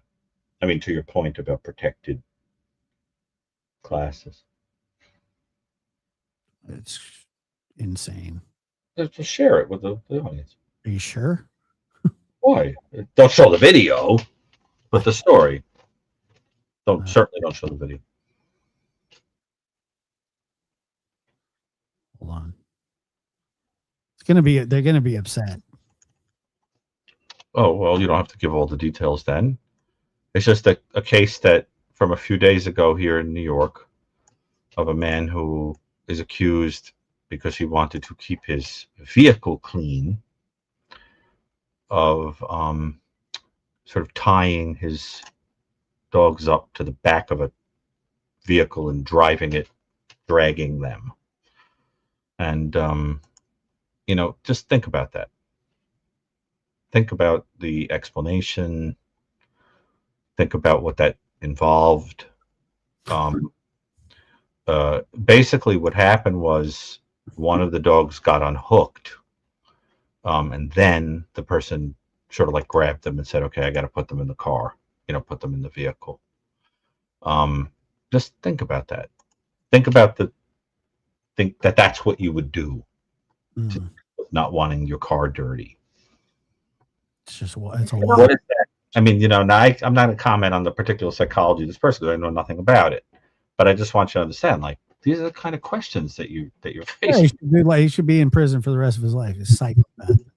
Well, that's you. You listen. You're entitled to the opinion. I don't know anything about it. The dog's names were Marzipan and Nougat, by the way, and the ASPCA basically like took them, and one of them wound up having a ruptured eardrum, and one had like bruising to the paws, and and it was painted as okay, this is someone who loves animals. This was like a judgment lapse. It's a disturbing thing, and I think one of them was a German Shepherd. I'm not sure what the other one was, but it's a big dog. I mean, just picture this. So, I mean, I just it as like a little illustration of like I'm a person. If I told you, I wouldn't even kill a bug. You see what I'm saying? So, like, if I had a dog, if a dog came into my world, it would never, ever, ever be treated badly. Same thing with you, Josh. And then there's the random, I've gone to shelters and seen animals that have been burned, kicked. Although one time I did tell Otis that he was ruining my day. Hmm. And he did. He did ruin my day once. Really? Oh yeah. He's so cute. Oh my God. Well, I mean, you get over it pretty fast, It's you have to, but I mean, look, I stepped in his crap twice, and I said, look, the second time, you're ruining my day, because Right. now I'm gonna go hose my shoes off again. Right. But you forgave him. You forgave him. Dr. Gary, he went like this when I said, why did you do that? And he went, and I said, impossible to. Yeah. Well, in fairness, Josh, in the article that I sent you, what I was struck by was that at the end of it, the founder of like a rescue group that knew him went out of her way to say, I've seen this person at events and I know he loves animals. So this had to be some kind of lapse in judgment. yeah, well, look, he obviously doesn't need animals. That's an interesting story. Yeah, doesn't need them. I'm glad that the animals survived and are gonna make it. But this is what I'm getting at is you don't know a person's motive until you know their like, for example, let's say we found out that somebody, not this person, but because we don't know, but let's say a person was just a sadist, then tying animals to the back of vehicles, very different meaning than somebody who is just having a lapse and like, oh, I'll drive slowly. Like I've seen people exercise on a bike and have the dog on the leash being walked alongside the speeding bike. And they think that the dog's getting walked and I'm getting my exercise and the dog is panting. And I mean, haven't you seen that? Yes. When a person's doing that and you're like, what? I wouldn't do that, would you? No. The dog can't keep up, with the so it all depends on the why. And I think that gets to your question. Well, look, I mean, yeah, and I would think, I mean, that's quite a lapse. I mean, if this person's an adult and then they're functioning in society and can drive a car, I mean, should they? I mean, what kind of a lapse is that? I'm not saying that. I'm sure that I don't know. I would have to read the entire artitle. Right, but it's just the point is it's an example. Oh, I get what you're saying. No, I observe the behavior. You don't know. You're not making. You don't know why. You're just sharing the story. I know. I understand. Yeah. It's But all right, Melissa, thank you so much. Thank you. All right, we'll talk next time. One person in the audience is saying that they had a family member that was someone who hurt animals like that. That's terrible. Awful. Yeah, it's hard to watch that stuff, to be honest with you. Oh, thank God we're not watching it. Or hear about it. Okay, let's see. And Milky Joe says, just ordered your book, Dr. Gary. As an aside, do you think the arrested ex-husband of Monica Tip was likely stalking her? This is the dentist case, right? I believe it is. Yes. So like the ex is accused of killing the Double homicide. Yeah. wife, and then yeah. Look, I mean, this is like in the Koberger case when Chris McDonough and I said there was probably some kind of surveillance or stalking, and then I would assume people on the prosecution, if I remember, went out of the way to say there was no stalking. And I remember I went on some kind of show and I was like, okay, if you don't personally know a victim, you select someone and you figure out where they live and their habits and their comings and goings. How do you do that without some degree of stalking? I mean, you might not meet the legal definition, but you have to be watching them somehow. I mean, how could you orchestrate a hit on someone, in that way without watching in some way? Well, that's what I would think too. I would think that the answer, personally, I think yes, but maybe that'll all come out in the wash. It's a terrible, terrible story. I mean, in passionate crimes, there isn't necessarily stalking. You become jealous, overwhelmed with jealousy, and show up at the house with a weapon. That kind of thing. Sure. And you're hoping the person is going to be there. That kind of thing. Right. But a lot of times it's like a planned thing where you just kind of have a sense of retribution. You're going to settle scores, and but there's a difference. Again, you need details before you can interpret them. And this here, Lori Lowe, thank you so much again. Dr. Gary, did anyone ever tell you they saw heaven? I was shown heaven. And my priest made me write about it, which I did. He sent it to Pope John Paul. They told me the Pope used it in his home. Oh, I would love to hear that. Oh, in his homily, you mean? Homily, excuse me. Yeah. No, I'm saying, is that what you? Yeah, I see it now.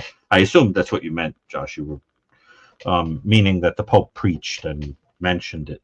I don't even know what homily means. It means like the little during the Mass when the priest kind of interprets the scripture.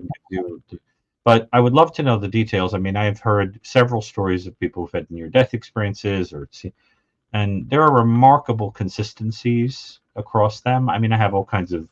I'm a scientist, so I always take the approach of, is there a biological explanation and then versus a spiritual, but I'm open to both, right? As I think a scientist should be. And I am struck by the commonalities in those events. But I would like to hear the details of that if you ever want to reach out and share that. And I can tell you, to what degree it matches what I've heard. Remember that Pope John Paul that you mentioned, who's a saint, by the way. Remember that he came out and said that heaven was not so much a location on a map, right, as it was a kind of state. So he wouldn't have thought that you could get in a rocket ship and go to a particular location and open the door and there it is, right?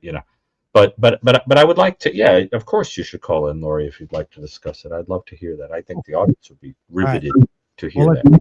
Let's take another. Let's let the next person go. But Josh, wouldn't you enjoy hearing that? Sure. Especially if the Pope took it so seriously.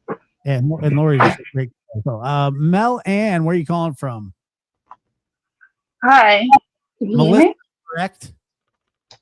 Yes. Hi, Josh. How are you? I'm good. How are you? Oh, Melissa, that called in and had the wonderful connection with Josh. Yes. That's me. How you going? Have you guys talked offline at all since We did. then? Yeah, we have exchanged an email, I believe. Ah, I love it. I sent you another email, Josh. Did you get it? I haven't seen it. When did? How long ago? It was a couple of days ago, but it doesn't matter. I know you're very busy with your grandmother and your dogs. Yeah, I will check. I will definitely check and get back to you. I think that's beautiful. Followed up on that, and I hope it brings you some joy. Absolutely. It did. I just had a question about Josh. When did you start being interested in true crime, and does it ever get too much when you can relate on a personal level? Like, I feel like I can relate to a lot of true crime cases on lots of different levels, and yeah. So that's my question. So, I would say probably. I'm trying to think. I really probably the Scott Peterson case, Oh, because I was in Modesto when that happened, Okay. and it was like I was there for Christmas of all places, Modesto, and I sort of got into it there, and then I started taking kind of a special interest in people who murder their significant other. oh, sure. And so probably somewhere around that. So I think what How old were you around? I was like 16 or 17 at the time. Oh, okay. Yeah. Oh, Yeah. that's interesting. Yeah, Please. But yes, also no, you. things like yes, that there are some cases that feel like they hit a little bit too close to home. That's what I was going to say. Yeah, that there was one about I can't remember, but it was like the bodybuilders, and where the mother, I believe she killed the boy because he was abusive, and then it was like a Netflix documentary, and then listening to those little kids talk, about missing their mother and stuff. Things like that. I just you typically have to skip over because it's just can be a bit much. Yeah. Yeah. I think, Josh, there's a pattern to the cases that seem to really get you going. Yeah. And you seem to be very drawn to cases in which, for example, there's a family drama in which a child goes missing or is harmed, and the accused, or at least somebody that you feel might be implicated, is the person's very parent. That's like a hot thing for you. Like, if you think about cases that get you worked up, you have like no patience for that, and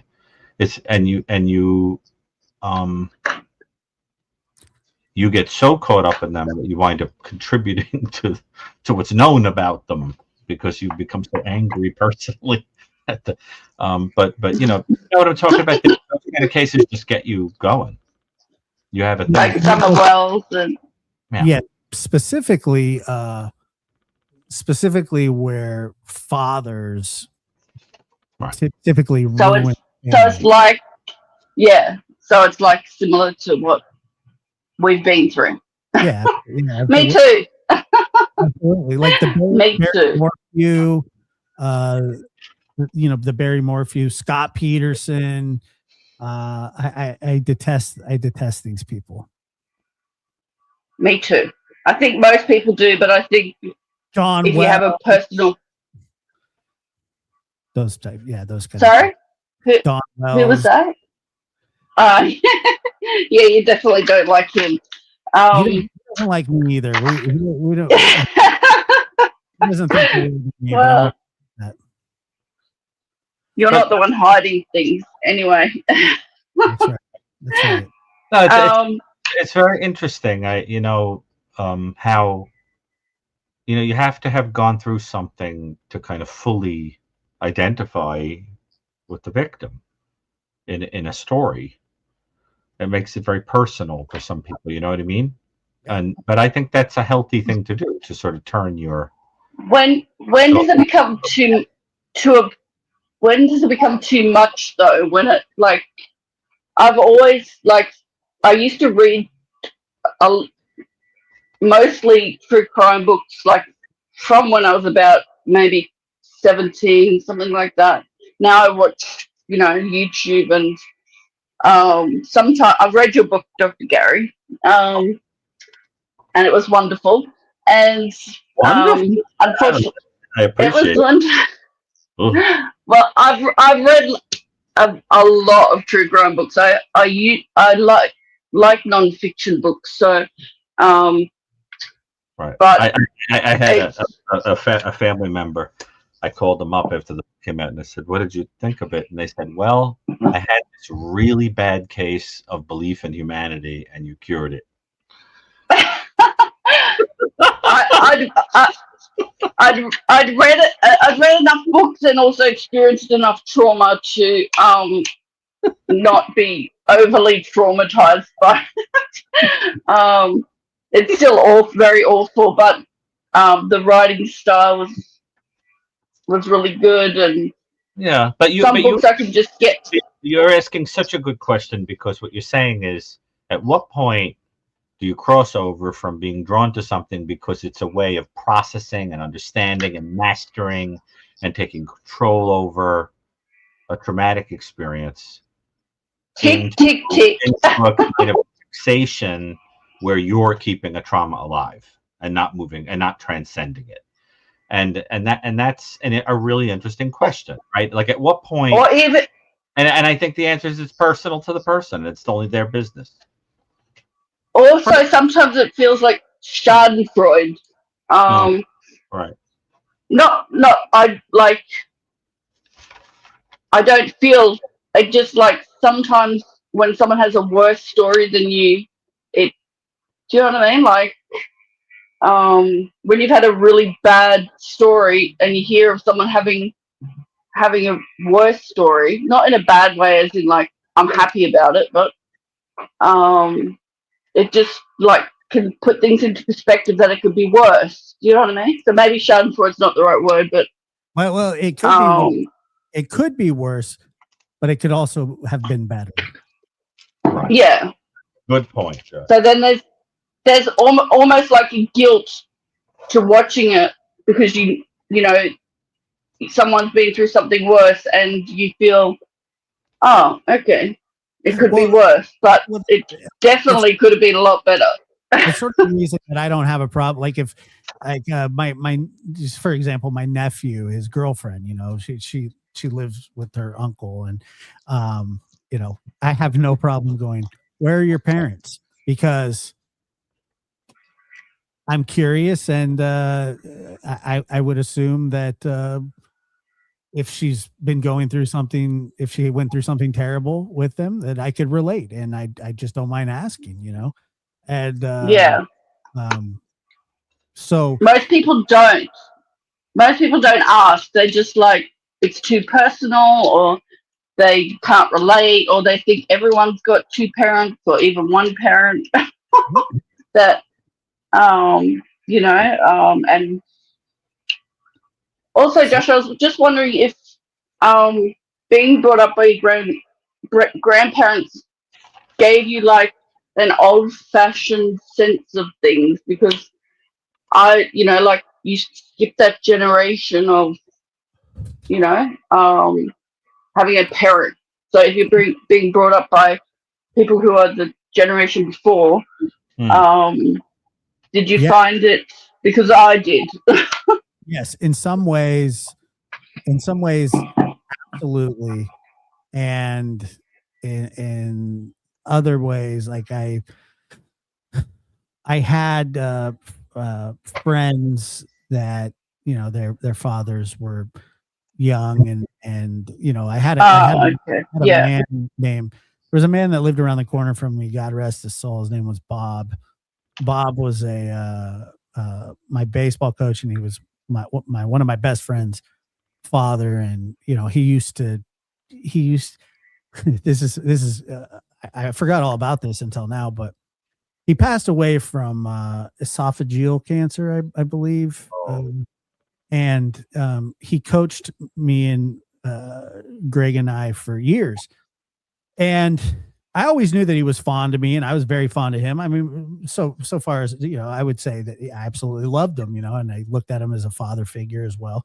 You know, I went to the baseball games with him, and when he passed away, the day of the funeral, I went after the funeral, we all went back to his house, and I went into his office that I'd been in many times growing up. And there was a picture of me and Greg in our baseball uniforms. We were like 12 years old. And it sat on his desk, and I had no idea that it was there. And obviously it was extremely touching. And Don't make me cry, Josh. yeah, I just didn't know. Knew that he was fond. You're so wholesome. I could just sit here all night. Well, I knew that he was fond of him, but I had never realized, obviously, how fond of me he was. And that was a really touching moment. And you're very lovable, Josh. Well, I appreciate that. And Dr. Gary, you're very lovable too.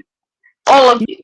But only in that way that, like, there are people that, like, really love, like, rodents and strange, orchids and creepy crawlies. There are certain people like that in this world, that if you have to be somebody that sort of likes the odd, I also. Yeah, there's a very beautiful quote that I love from Nietzsche that says, "I am a forest and a night of dark trees, but he who is not afraid of my darkness will find banks full of roses under my cypresses." That's beautiful. I also relate to you, Dr. Gary, because I'm very sensitive, and I try to see the good in everything, and I don't like to kill insects either. Which is it, You have to be interested in the kind of overlooked, the obscure, the. What about like ants? Everything about me is drawn to the obscure and the overlooked. Do you guys not use ant traps if you have an ant infestation?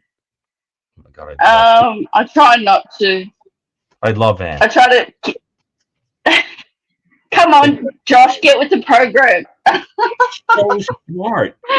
Such an incredibly intelligent. And do you know, ants will actually help each other. Like if one of them can't lift a crumb, the whole troop will drop what it's doing to lift it with him. It's really very remarkable. They're very interesting. It's very hard to kill ants because they're super, super smart and super socialized, and they have great respect for females. Regardless, I just have another quick question. I'm an introvert. I always have been. I can also relate to Dr. Gary with his obsessive book reading up until. See, that's what I mean. You have to like the weird to get me, Up until recently, for some reason, I'm finding it hard to read books at the moment. But since I was a very little kid, all I did was read books, and I feel like I have some skill to be able to help people, like with victims and things like that. But I'm an introvert, so getting a YouTube program is not like you, Josh, is not something that I would. You don't have to help millions or thousands or hundreds of thousands. You just have to help one. I just get very over involved. Like I don't have the membrane that you have. Like I think I would be a good psychologist, but I don't have the membrane to, people like you, Dr. Gary, like people will tell me their story on the street, and I'll just, and I'll be like listening, and but I get over involved because it hurts you know, it hurts my soul when people, but I still listen. Yeah, so maybe writing a book or something. I don't know, something that an introverted way of helping, because yeah, I've always been like that. Introverted people. I had somebody explain it to me one time in a way that I found very powerful. And what it was there was a person, I mean, you know, out in the world, there was a person that I was talking to privately and helping them, you know, like in the neighborhood, helping them through something. And then that person, by some happenstance, had the experience of watching me have a conversation with a different person and help that person. And the person said it was very weird because it was like you were a different person than you were when you talked to me. You had one way you connected with me, and you had a different way of connecting with them. And then the person came back later in time and said, I realized that you were sort of changing to match whatever the person needed, you know, in the moment.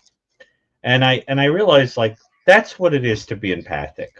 It's that you're sort of becoming just what someone needs to feel seen and needed in that moment. And if you can do that, you have this extraordinary ability to completely alter the whole course of a person's life. If you paused a moment and thought, just took a moment and thought of one person in your life that wasn't like your father in your description, but went the other way, that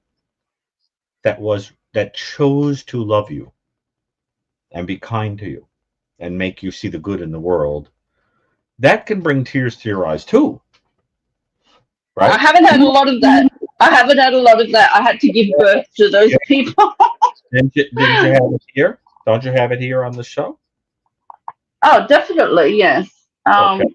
I haven't been in chat much, but I've started getting into some chats like recently. But as I'm saying, I'm an introvert, so it's. But you that the empathy received here. Oh, definitely. It's a wonderful community, and good. Yeah, so it's baby steps. It can save a life. You know, Shakespeare, who I think was an introvert, even though he, you know, wrote these brilliant, timeless plays. And I do hope everyone's going to go see the movie about Hamlet. About the death of his son inspired the writing of Hamlet. Yeah, I'll be right there. My tickets already. Josh will be there.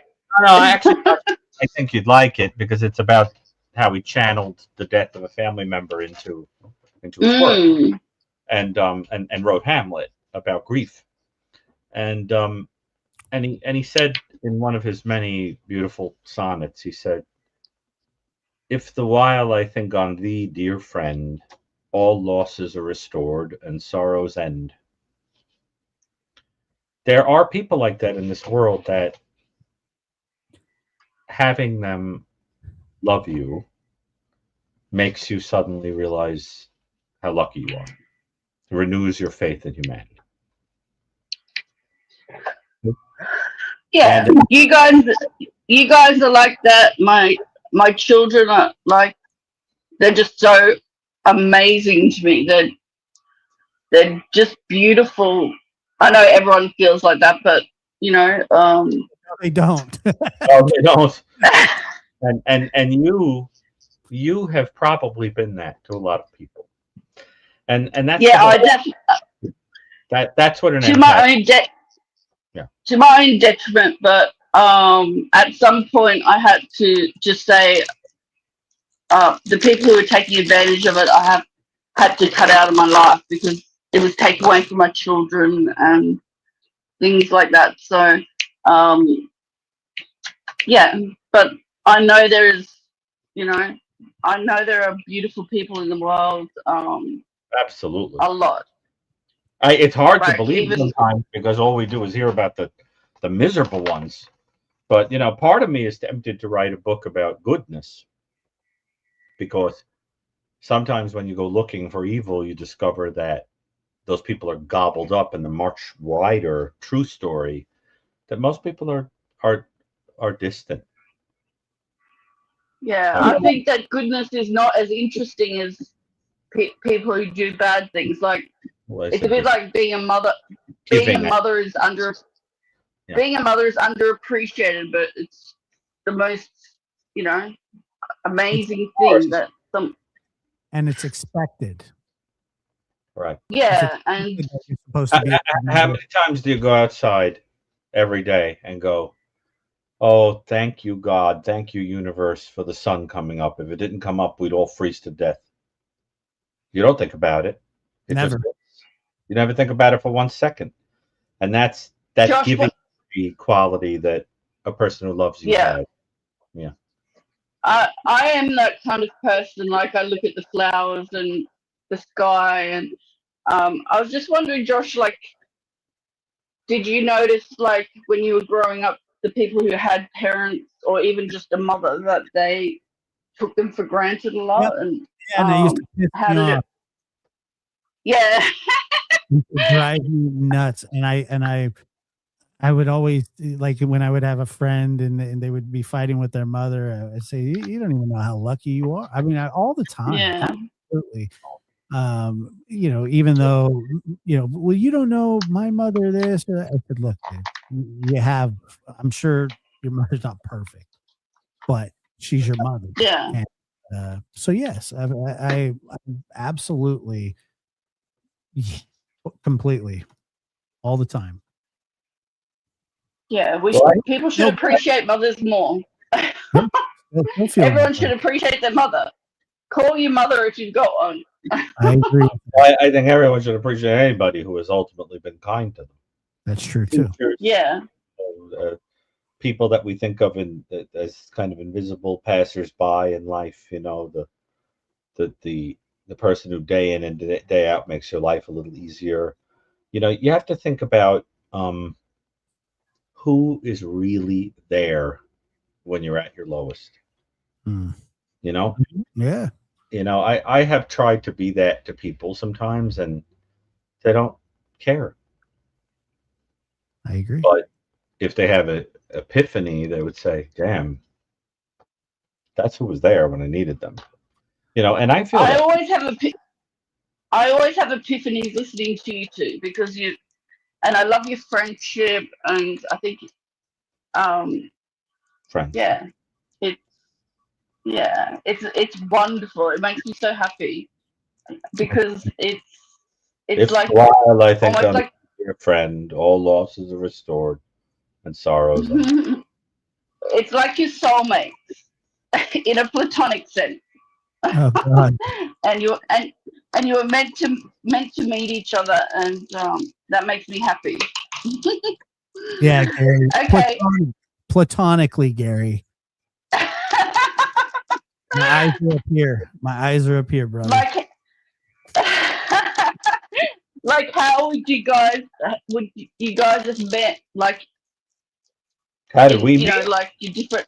No, how would you have met, like, in a different, if not through Chris, or like with your different lifestyles and things like that? You know what I mean? Like, I don't know what you do exactly, so it's like. Well, I think when things happen like the conversation we're having, where you and Josh have been able to find this sort of strangely consoling connection with each other, it becomes clear that the whole thing was probably orchestrated by something higher.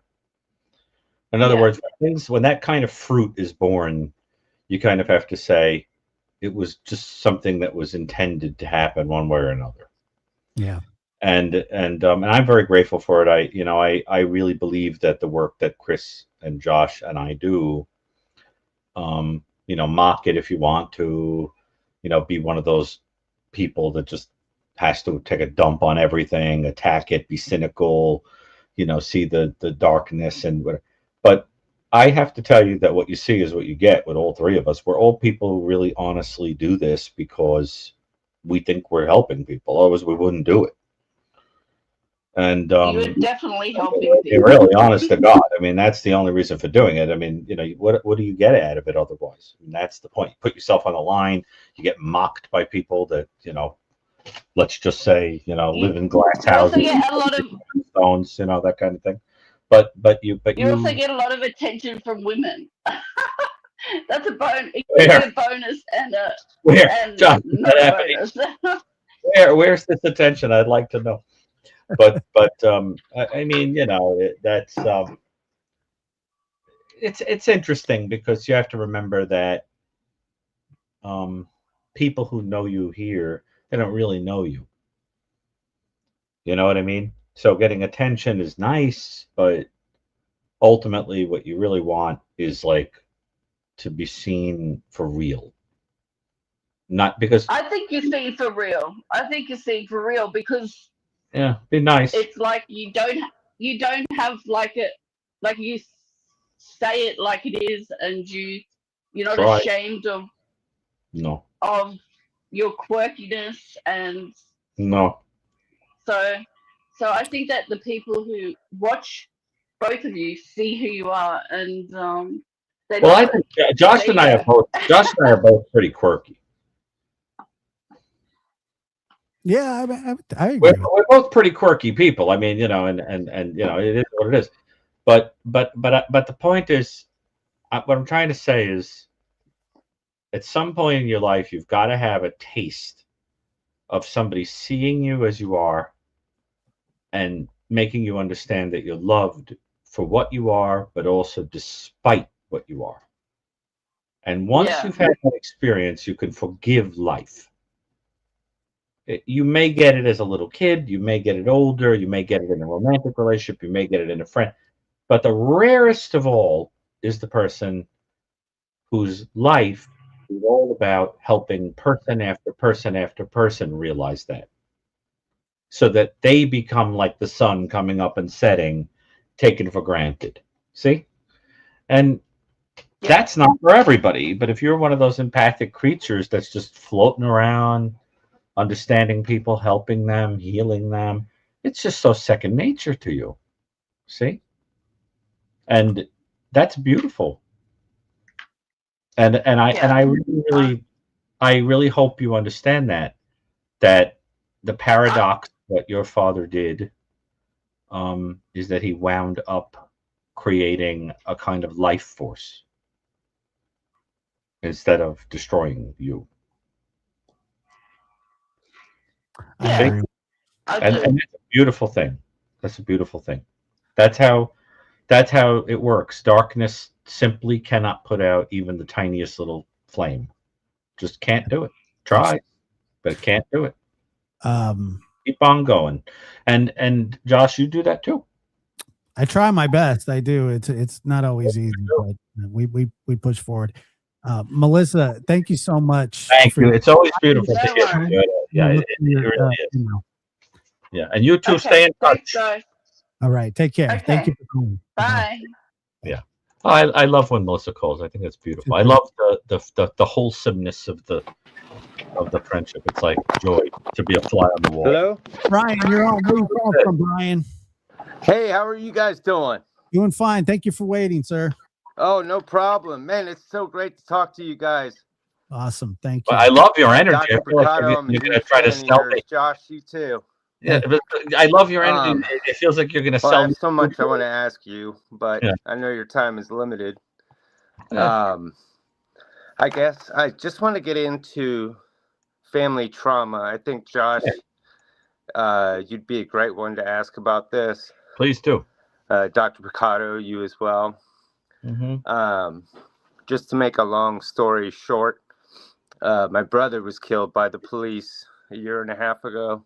God. And it was a mental health crisis he was having.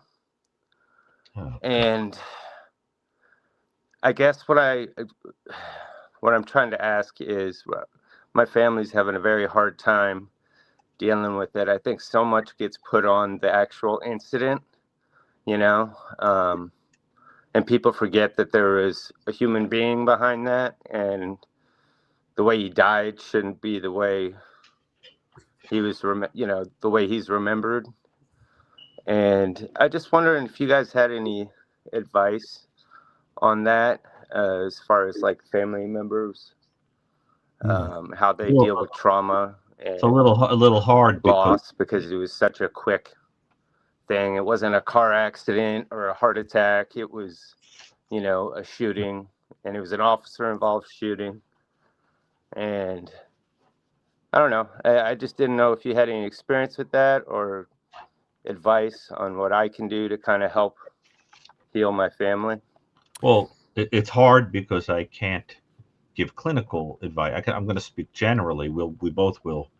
We also don't know, is this an adjudicated case? Like, is there a case against the officer? Well, we also don't know, is this an adjudicated case? Like, is there a case against the officer? Oh, wait. No, there's no case. I did that. So it was they were called for a mental health crisis, and it went sideways. Yeah, he didn't take his medicine, so he was going into like psychosis. Sure. Yeah. And there were other things involved. We're not really sure. Yeah. But when the police showed up, he had a air rifle, and it looked like a real gun. And they ran up on him and surrounded him and pointed guns at him and just escalated the situation. There's a whole backstory to it. Sure. But I understand. When he pointed it at them, they killed him. And unfortunately, that's par for the course, in those situations, but it doesn't make it any better. It doesn't make it any easier to deal with. I mean, you lost a family member, you lost a brother. And the only advice that I really could give you is to, I don't know, if your father and mother, and you have other brothers and sisters. I do. It was actually my wife's brother. So your brother-in-law. Okay. Yeah. It was, and so I'm sure that your wife even, will struggle with this, and you will for the rest of your life. I was talking to somebody today about how you move forward in situations of tragedy, when somebody passes unexpectedly or is taken from you unexpectedly. And it's not about really moving forward. It's about learning to live with the pain, because the pain will always be there when you think about it, when you dwell on it. It's been 30 something years since my mother passed from gun violence, and if you think about it, it gets easier, but it never goes away. This is fresh for you guys. A year and a half, you said. Yes. It is extremely fresh still. It will get easier, but it will never go away. And to be honest with you, there's really no guidelines. There's no easy fix. The best thing that you can do is probably, like you already do, you be there, you be the rock for your family, be the one that they can turn to when they're having a bad day, be the one that is strong, publicly, but behind the scenes you're meek, and you have your emotions. But people look for stability. People look for some sort of leadership in these kinds of situations.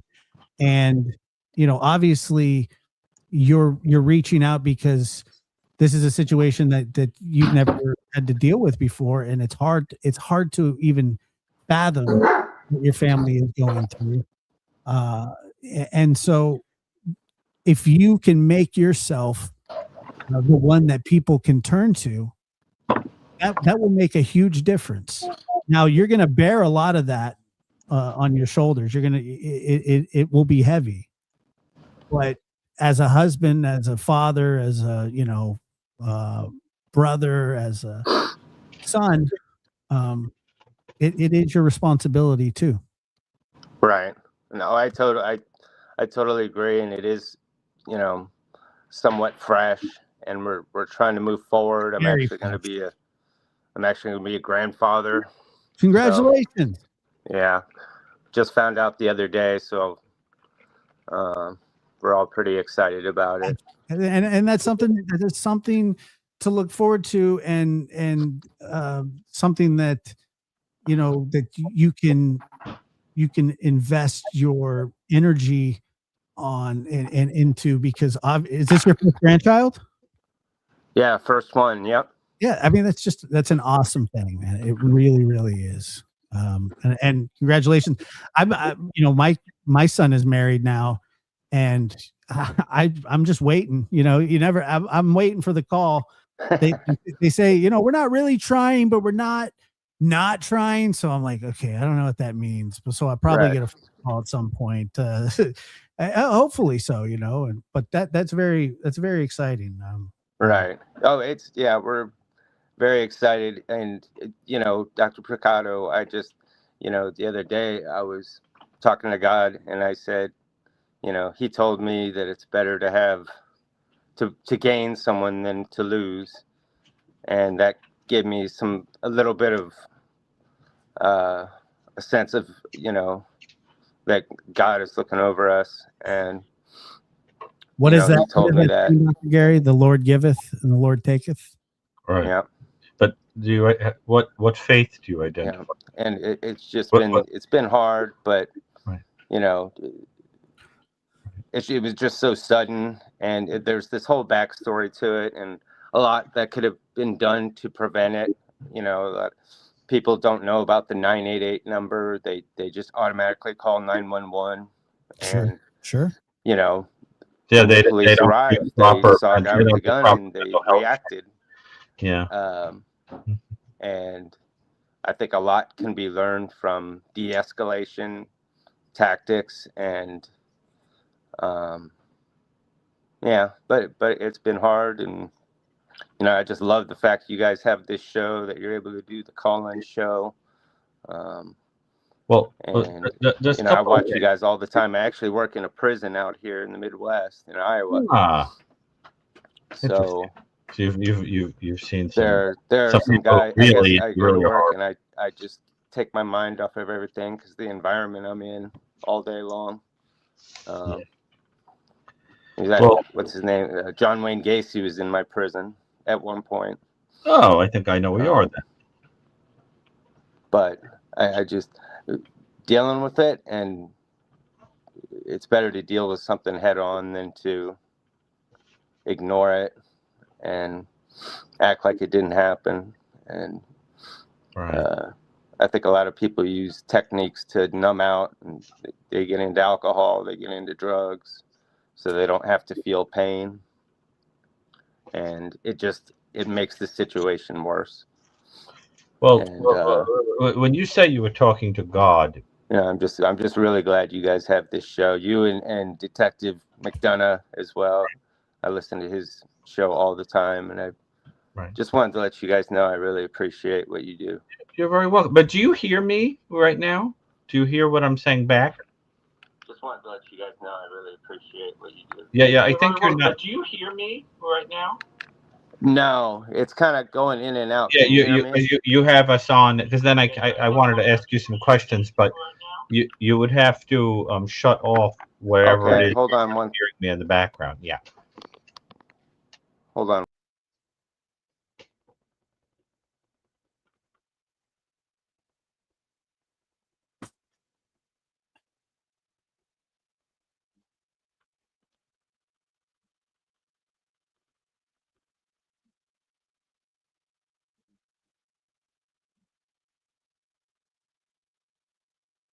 Let's see.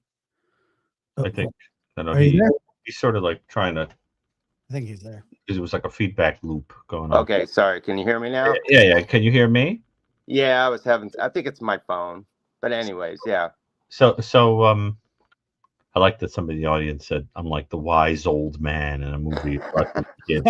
Okay, thank you. I'll try to survive the call. Wait, hold on. I've got to put some formaldehyde on. There you go. No, just kidding. So look. First of all, when you said that you were, I know that it was respectful. We're just having fun. When you say that you were talking to God, what is your religious belief? I believe in Jesus. I'm a Jesus man. I don't really have I don't know what you would. I don't have like a specific. You're non-denominational. We're non-denominational. Right. Now, look. Who else had a son, a family member, who was completely and totally misinterpreted as a dangerous lunatic and killed by the authorities? Would have been his dad, Joseph. Right. Or one might even say God. Yeah. Now, in that sense, like in all things, God has had a taste of his own medicine. You see, the idea is there's nothing that you as a human being, no matter how awful, are going through that you can't really, if you think about it, see that God himself experienced. Bullying, alienation, rejection, being spat on, hatred, temptation, being lied to, being robbed, everything, all of it. And even this, God has experienced the loss of a beloved family member through the mistaken kind of foolish judgment of people who saw someone as a threat who didn't mean them any harm. Now, your brother, what was the psychotic illness he was suffering from?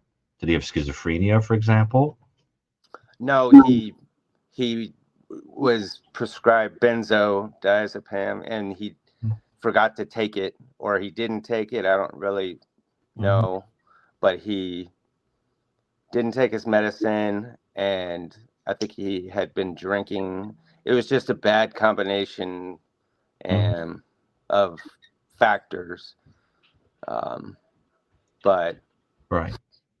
Well, look, there is a movement, as I'm sure you know, in our contemporary culture. It is not especially popular in the current political climate, but there is a movement toward trying to view a lot of these police calls not as a situation where somebody is being like a moral reprobate and should be like taken down cowboy style, but which is how they see some of these things, unfortunately, but instead a situation where someone's having a mental health crisis. And the prisons are filled with people who have drug addictions and all kinds of psychiatric illness. Not all, a fragment, but they're there, mingled in with people that are psychopaths or sexual perverts who do horrendous things to play out outrageous fantasies and all kinds of other, just mixed in there. There are some people who have these serious issues. And what I think is this. I hope that some higher power communicates to you one way or another, perhaps even with the help of me and Josh through this show, that it may be your calling in some way to participate publicly in the calls for that to happen. In other words, try to elevate your brother's life so he goes from someone who suffered and invisibly died to being someone whose death was on the altar of change.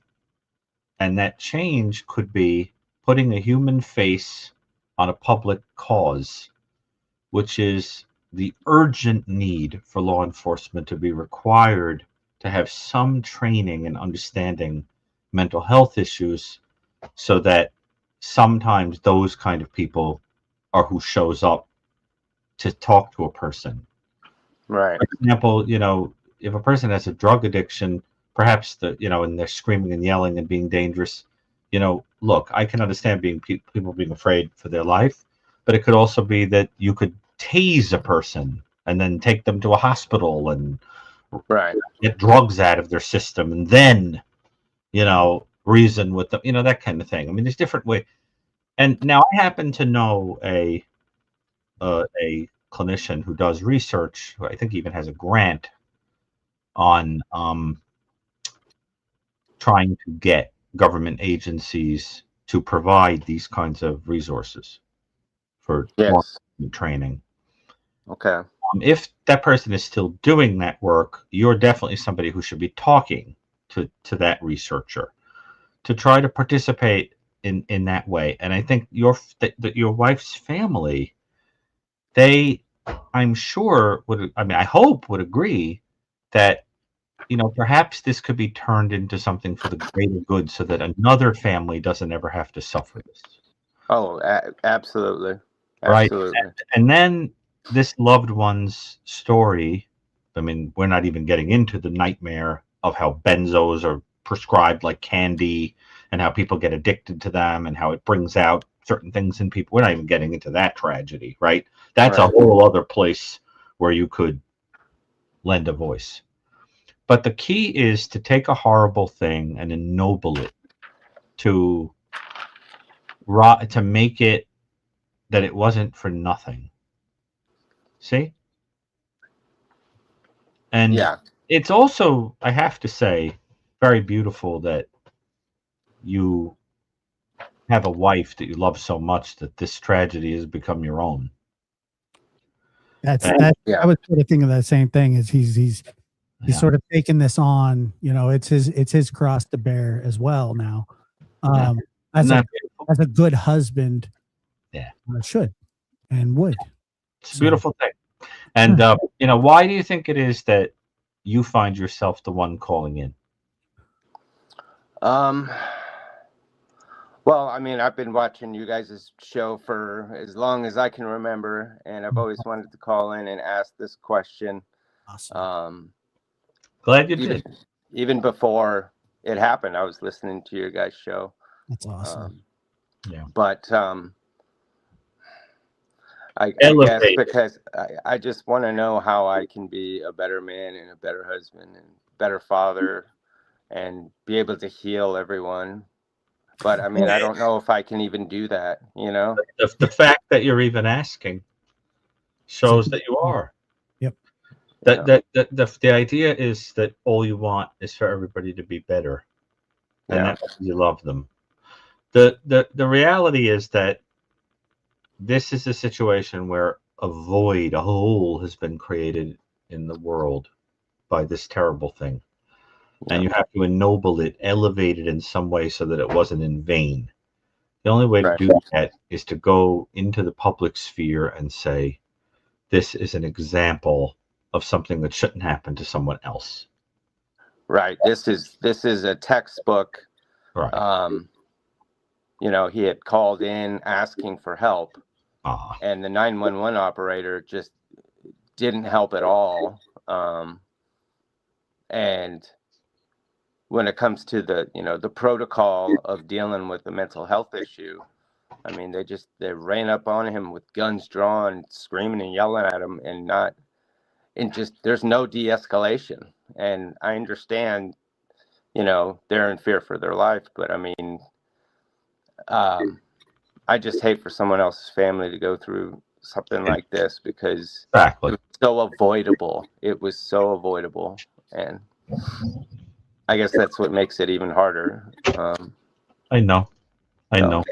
You're actually, there are shades of your story that you're telling, even in the good murder in Minneapolis, with the ice reaction to someone. This whole story, the woman being shot in the face. I'm not going to make any comment on that beyond people should watch the footage and arrive at their own conclusion because it's too politically charged.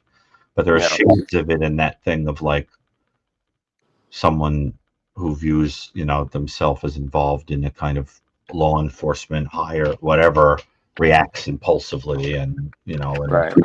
it's these things happen. They happen. Yeah. But the question is, do people have training to deal with unusual things that might happen? Right. And No. it comes down to training and funding and spending the time to teach people, to teach officers how to react to a situation like this, and what were their protocols, and they didn't follow their protocols. And I can sit there and play Monday morning quarterback all I want, but that isn't going to change what happened. It's just, what do we do to kind of stop it from happening again somewhere else? Because it was, like I said, it was just so avoidable. And why do people get prescribed benzos? I don't know. I think it's depression, I believe. Because it's a way of quickly dealing with pain. Right. Right. The paradox of this situation is that the solution to pain led to more. Yeah. Well, there's no quick fix to this pain. You have to go out and teach people that there's a more systemic way to end this pain. And if you go out and you teach that, and it leads to one family not having to go through this, it was worth it. Right. And from wherever he is, and your faith should tell you where he is.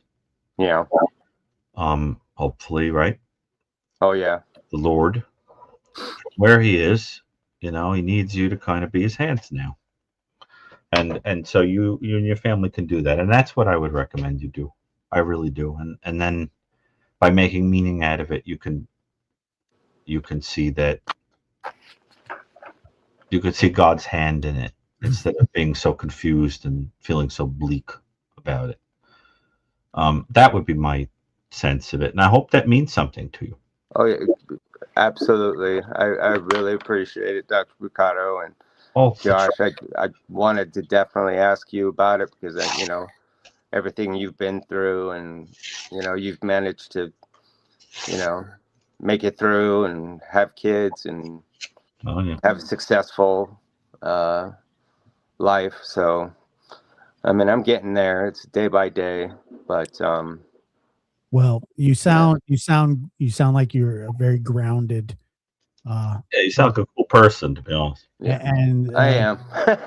your family is I think your family is blessed to have you. And they there's that term, you fill the gap, and that's what you're doing. And don't be afraid to call in again if you have the time. We appreciate the phone call very much. The best to you and your family, and we stay in touch. I will. I really appreciate it, guys. Thanks a lot, Brian. You're All welcome. right. Thank you. Bye-bye. My God, the things that we encounter in these calls, Josh. Now, I think, did Lori get in? Tell us about her experience, or is there someone else ahead of her? Yeah, we got. Let me see. 1, 2. We have 4 more. I could do it if you can. I have. Yeah, we do. But my dog's starting to get antsy. Can you hear? We'll try to cap them at We'll give it a bit. Yeah, couple of minutes, but yeah. Okay, Hey, Linda, I know where you're calling from. It's not a surprise. I love when Linda calls. Me too. It's like getting a call from like a family member. How you doing, Linda? How you doing? What are you up to? I sent you an email. What am I up to? Well, that's a surprise. How you all doing? I can't tell you. Uh-huh. Well, I've had an exciting day. Chicago Bears lost, so I was disappointed with that. Oh. And my granddaughter called me, and I had to take her to the urgent care. Oh. So, but she just has the flu, so I'll probably get it. But hopefully not. But I did text you. You had told me to text you my address. I got it. I sent an email, and you told me to send you an email, and you're going to send me a note that I could look at every time I had doubts about my value. That's right. I am. I'm just thinking about how to word it, but I did get it. Yes. You did get it? Okay, great. It did acknowledge that they received I didn't the. have a chance yet to respond, but yes, I am Oh, going okay, to. great. Okay. Yeah, don't worry. I didn't forget you. Oh, You well, no, I worried didn't too much. think you did. Wouldn't it be ironic if the note that was there to remind you that you're not forgotten, you felt that I had forgotten about it? I mean, I wouldn't do that. Oh no, I didn't think you forgot about it at all. No way. You just were worried I didn't get it. No, I'm just checking just to make sure, because you never know. Sometimes things don't go through, Did the Bears win or lose? or I could have typed the wrong thing in, and who knows. I don't know, Josh. All I know is I've been on tenterhooks about it. No, the Bears won, Linda. They did? Yeah. Oh, you good. I can sleep. Really? Well, Yeah, I had to I leave in think the they missed middle of the it. field goal. No, wait, Josh, really? Did they? Alex, I'll take things I couldn't give a flying No, wait. leap about for 2,000, please. I believe the Bears won. Did the Bears win or lose? They won 31-27. Really?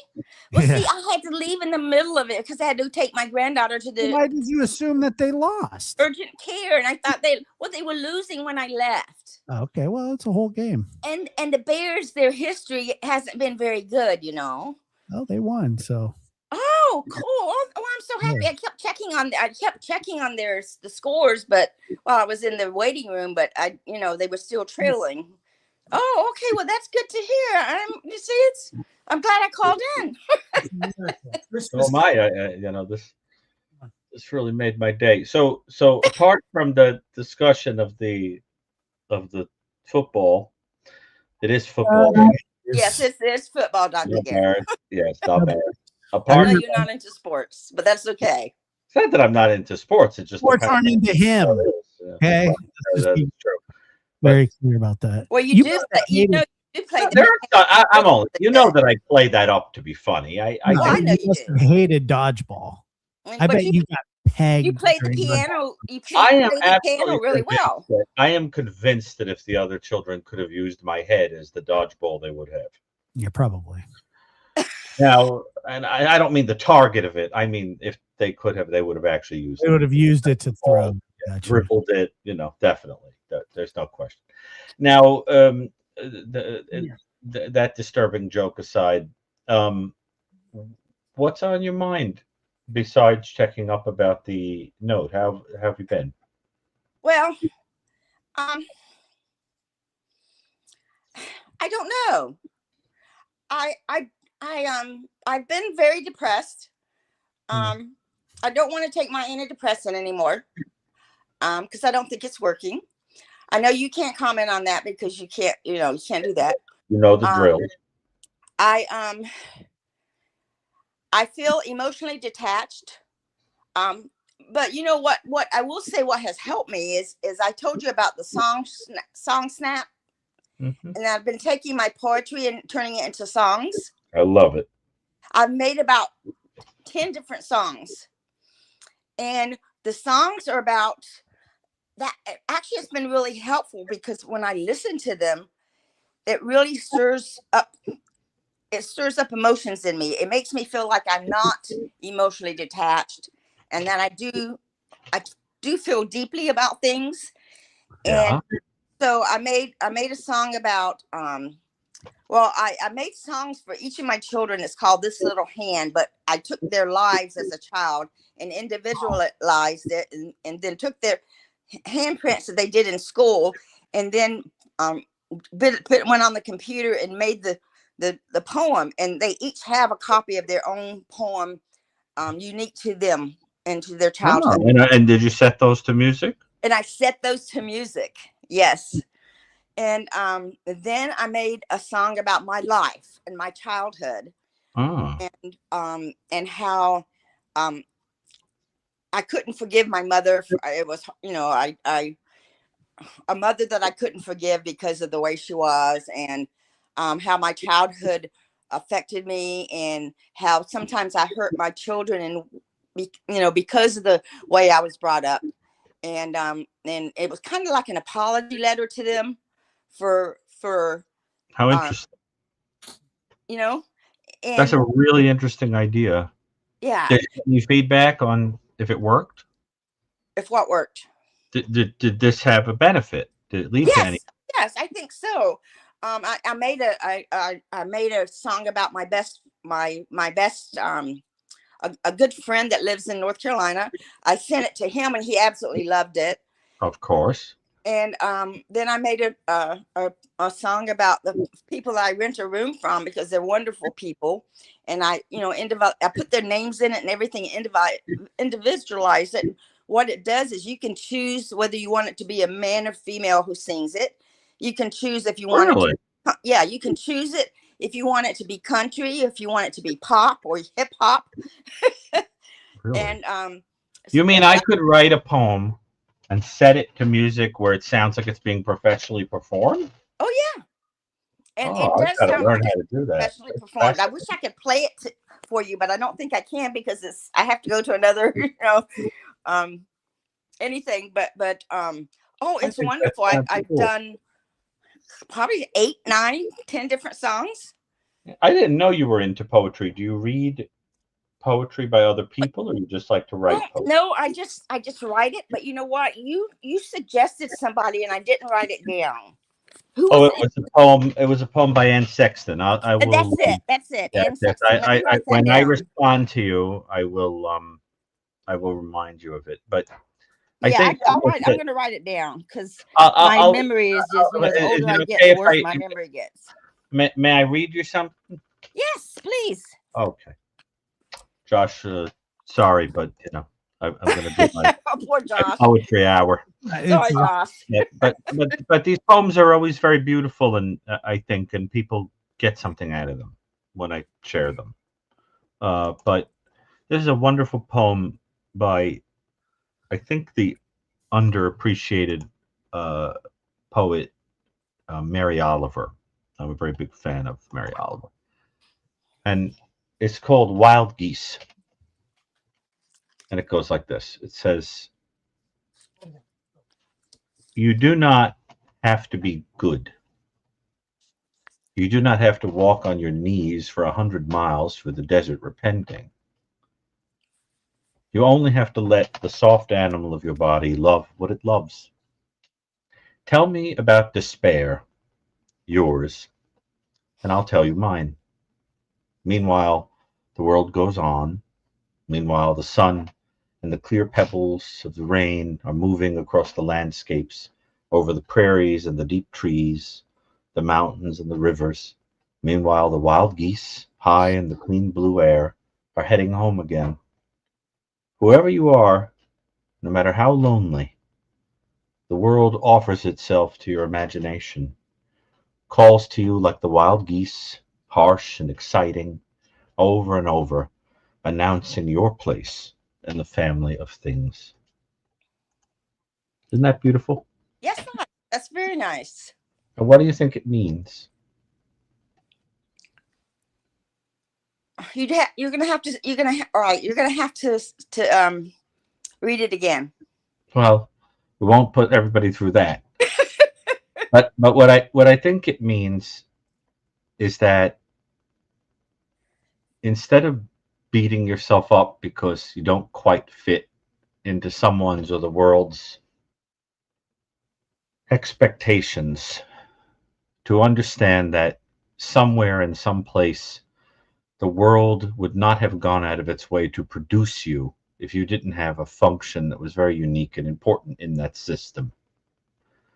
And the question becomes, why do I always have to beat myself up all the time when, from a different perspective, my life has a purpose and is a blessing? And I think that sums you up very well. The reality is that you're kind of like a wild goose. In the one sense, wild in that you're free and kind of do things your own way, and on the other hand, cooperative and kind and meek, and not really someone that would ever hurt anyone and would always come back home. See, the thing is, what I really want for you, and this is something to work out in your own life, is to come to the realization that there is a unique purpose for you.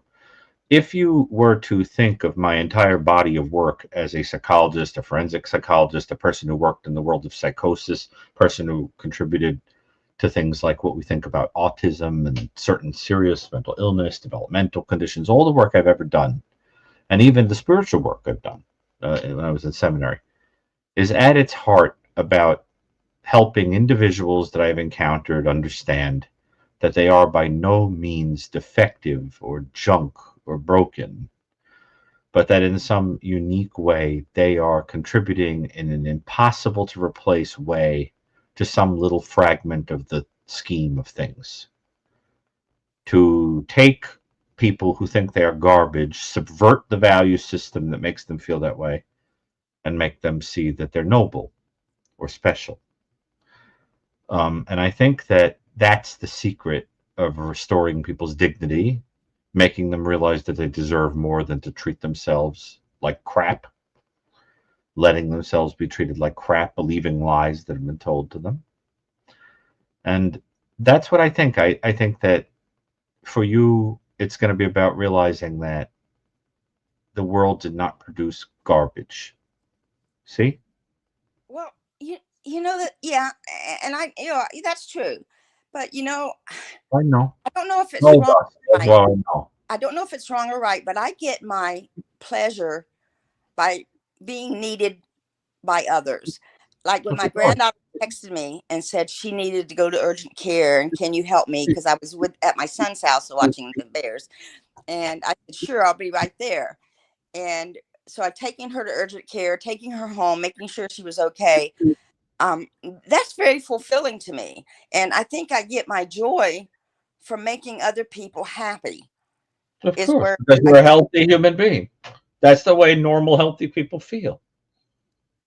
Well, it's sometimes just I wonder foreign if I go it's overboard. foreign to you, but because maybe you never had it yourself from other people. But that's how healthy people are. You love the people around you, and you get joy out of making their lives better. That's what you do. Is what you're supposed to do. And I think I do that though because I didn't get it growing up. That's Like I bought my brother a pocket watch, and I had it engraved, and told him what a great brother I thought he was, and how much I cared for him, and how he was like my hero. And I put it, love sis. And he was so thrilled with that. He was just showing it off, he said, to everybody. And because we were real close, we're only 15 months apart. And I just get such joy making other people happy. Even if I'm in a store and I just give a compliment to someone because I like their shirt. I like the smile they get on their face and they say thank you. I don't. Sometimes I wonder if I overdo it, but anyway. But I think that there's a lot worse faults in the world to have than that. Yeah, I would agree with that. Absolutely. Yeah. And I was looking because in a little miniature version of what you're describing, apparently somebody didn't like the poem or took some umbrage with it and said something, and the chat acted like a kind of immune system and rapidly removed the invasive agent. But I don't know what the person said that they didn't like. I can't imagine anybody hearing that poem and having an issue with it. Perhaps it's you do not need to be good. But this is because they simply misunderstood what I think the poem is trying to say.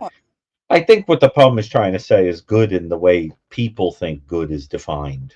You don't have to meet someone's expert. I'm not talking about spiritual goodness. You know what I mean? I think it takes a certain kind of simplicity to think that the word good has one meaning, and that's but I don't know why somebody would have an issue with it. But you see how a little healing happens, and there always has to be somebody who, comes in and takes a dump in the punch bowl. That's just the way that there are some people like that. Everybody's having a good time. I'm going to come in. Sometimes it masquerades. Tonight, Dr. Gary. Oh yeah, that's a theme, isn't it? But yeah, I guess that's how we're feeling about. but the royal flush, so to speak. But I think there are people who, in the name of helping you, or thinking that they're speaking for God or whatever, have to take a dump in the punch bowl. There are people like that. But poetry is not some stupid black and white thing that you could sum up in some way like that. The whole point is that you talk about it and you're better because of it. Now, look, remember, I have what you sent me, and I promise you will hear, or you will get the response. Okay. I mailed out maybe about 15 book plates and drawings and things to people, and I've got to work all day and everything, so I'll get around to it. But I promise I will. And Linda, before we go, Yeah. Make sure to consult with your doctor about your medicine, please. Oh yeah, I will. Absolutely. That's Please do. always a good idea. Don't come off of anything on your own. Well, I know. Yeah, you have to wean yourself off of it. So. Well, I just as somebody who has taken antidepressants before. You have? I absolutely have. Yes. Well, yeah, I can imagine with your past and the things you've dealt with. So just make sure, coming off of it, if that's what you're doing, you need to consult with your doctor. Yeah, and I will. Okay, How great. have they helped you? Oh yeah, they did. Yeah, absolutely. I'm on duloxetine right now. Mine was when I was about 18 or 19. I started going through a lot of just really bad anxiety and depression, and I have anxiety. Yeah, I felt like I was very. I don't know. I couldn't cope well, and so I went. I felt so bad about it that I went to the doctor, and I was just having a lot of problems. But you have trouble sleeping? Oh yeah, I have insomnia really bad. I don't get to sleep till 9 a.m. Yeah, I have trouble sleeping. Although I'm telling you that these lifestyle changes are making things a lot easier for me. Yeah. But yes, absolutely, I absolutely do. The realization that the only way to have stable, predictable love is to give it to yourself. Yep. And then you don't have to be worried about connecting to anybody else who could take it from you at whim. That's true. Because you'll be safe because you're giving it to yourself. That's very profound. That's the point. And when you start doing it to yourself, then it's like that black box in an airplane. Even if the plane blows up, it'll always be safe. See? And Linda, thank you so much for calling. We always appreciate it. Well, my night when you're. I was hoping I would get home in time because, like I said, I had my granddaughter in urgent care, and so so the night would not. You guys going live, it wouldn't be right without me, would it? It would not. It wouldn't be. Absolutely. Wouldn't be the same. Well, thank you, Dr. Gary. Thank you, Josh. I appreciate it. All right. We'll talk to you soon. Bye. Take care. Lori, we got to you, Lori. You're here. I always love when Linda calls in.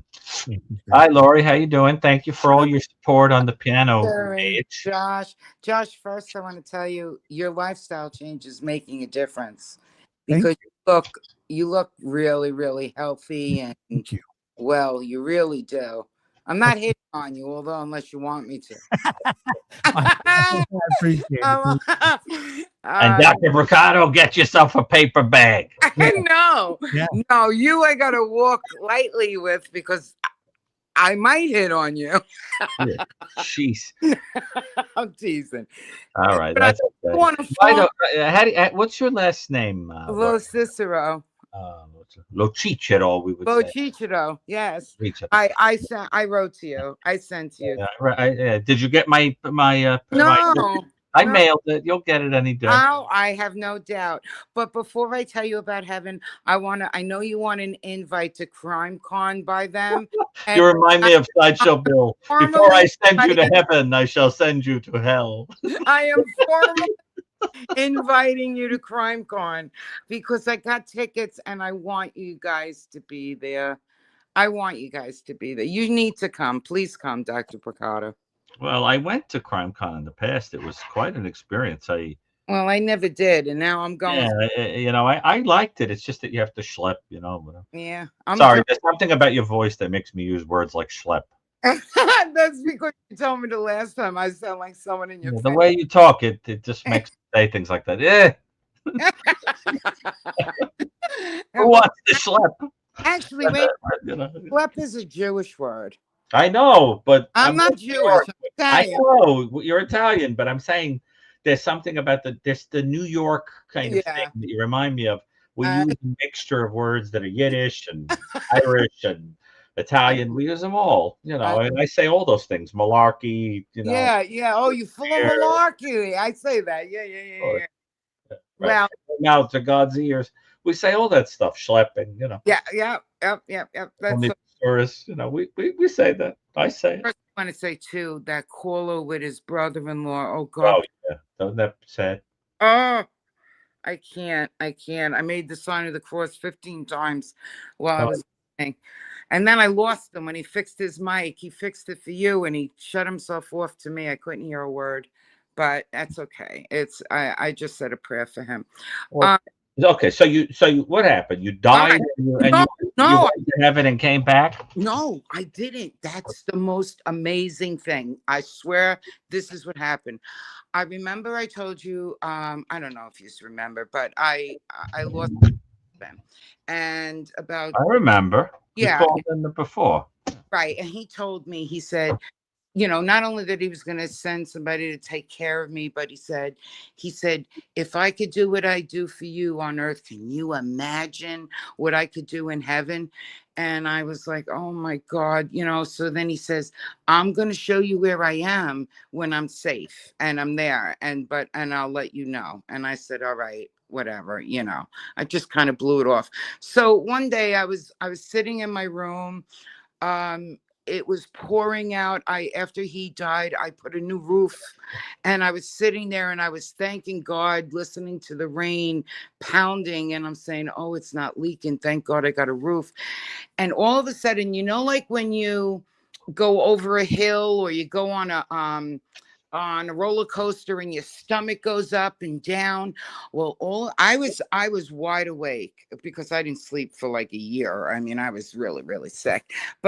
And I was sitting there and all of a sudden I felt whoosh in my stomach and all of a sudden I was in like heaven. And I'll tell you exactly what happened. I did not face it. But I knew it was all feeling. I knew he was with my aunt. I said, oh, Louis, you're with Aunt Claire. Oh, there's Uncle Frankie.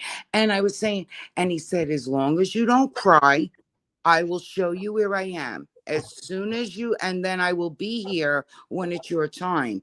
But as soon as you start to cry, I got to send you back. And I said, no, I'll come. And I went and I felt that I saw white color that was brighter than any refrigerator white you can think of. I saw blues that I mean, after I came to and came back, I went to the Crayola box looking for all the colors and I couldn't find it. I saw blues, purples, and whites beyond imaginable. It's nowhere that I can't find it anywhere. I went to Sherwin-Williams and looked at all the paint colors to try to find it. I couldn't find the color. Then it was, like I said, it was so peaceful. It was so, I'm getting chills as I'm talking to you. It was so calming. And like I said, I didn't see I never saw anyone's face. I didn't even see my husband's face. I just knew who each individual was. And I started to cry and I said, I want to stay. I want to stay. And he said, no, I told you I'll be here when it's your time. And then that feeling came again.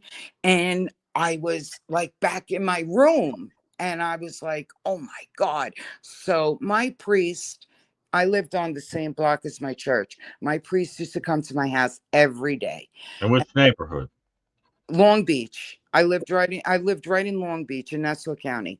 I Right know on it. the I beach. know it very well. Yes. Yeah, and St. Ignatius was my church, and I lived right there, Sure. and it was right on the boardwalk.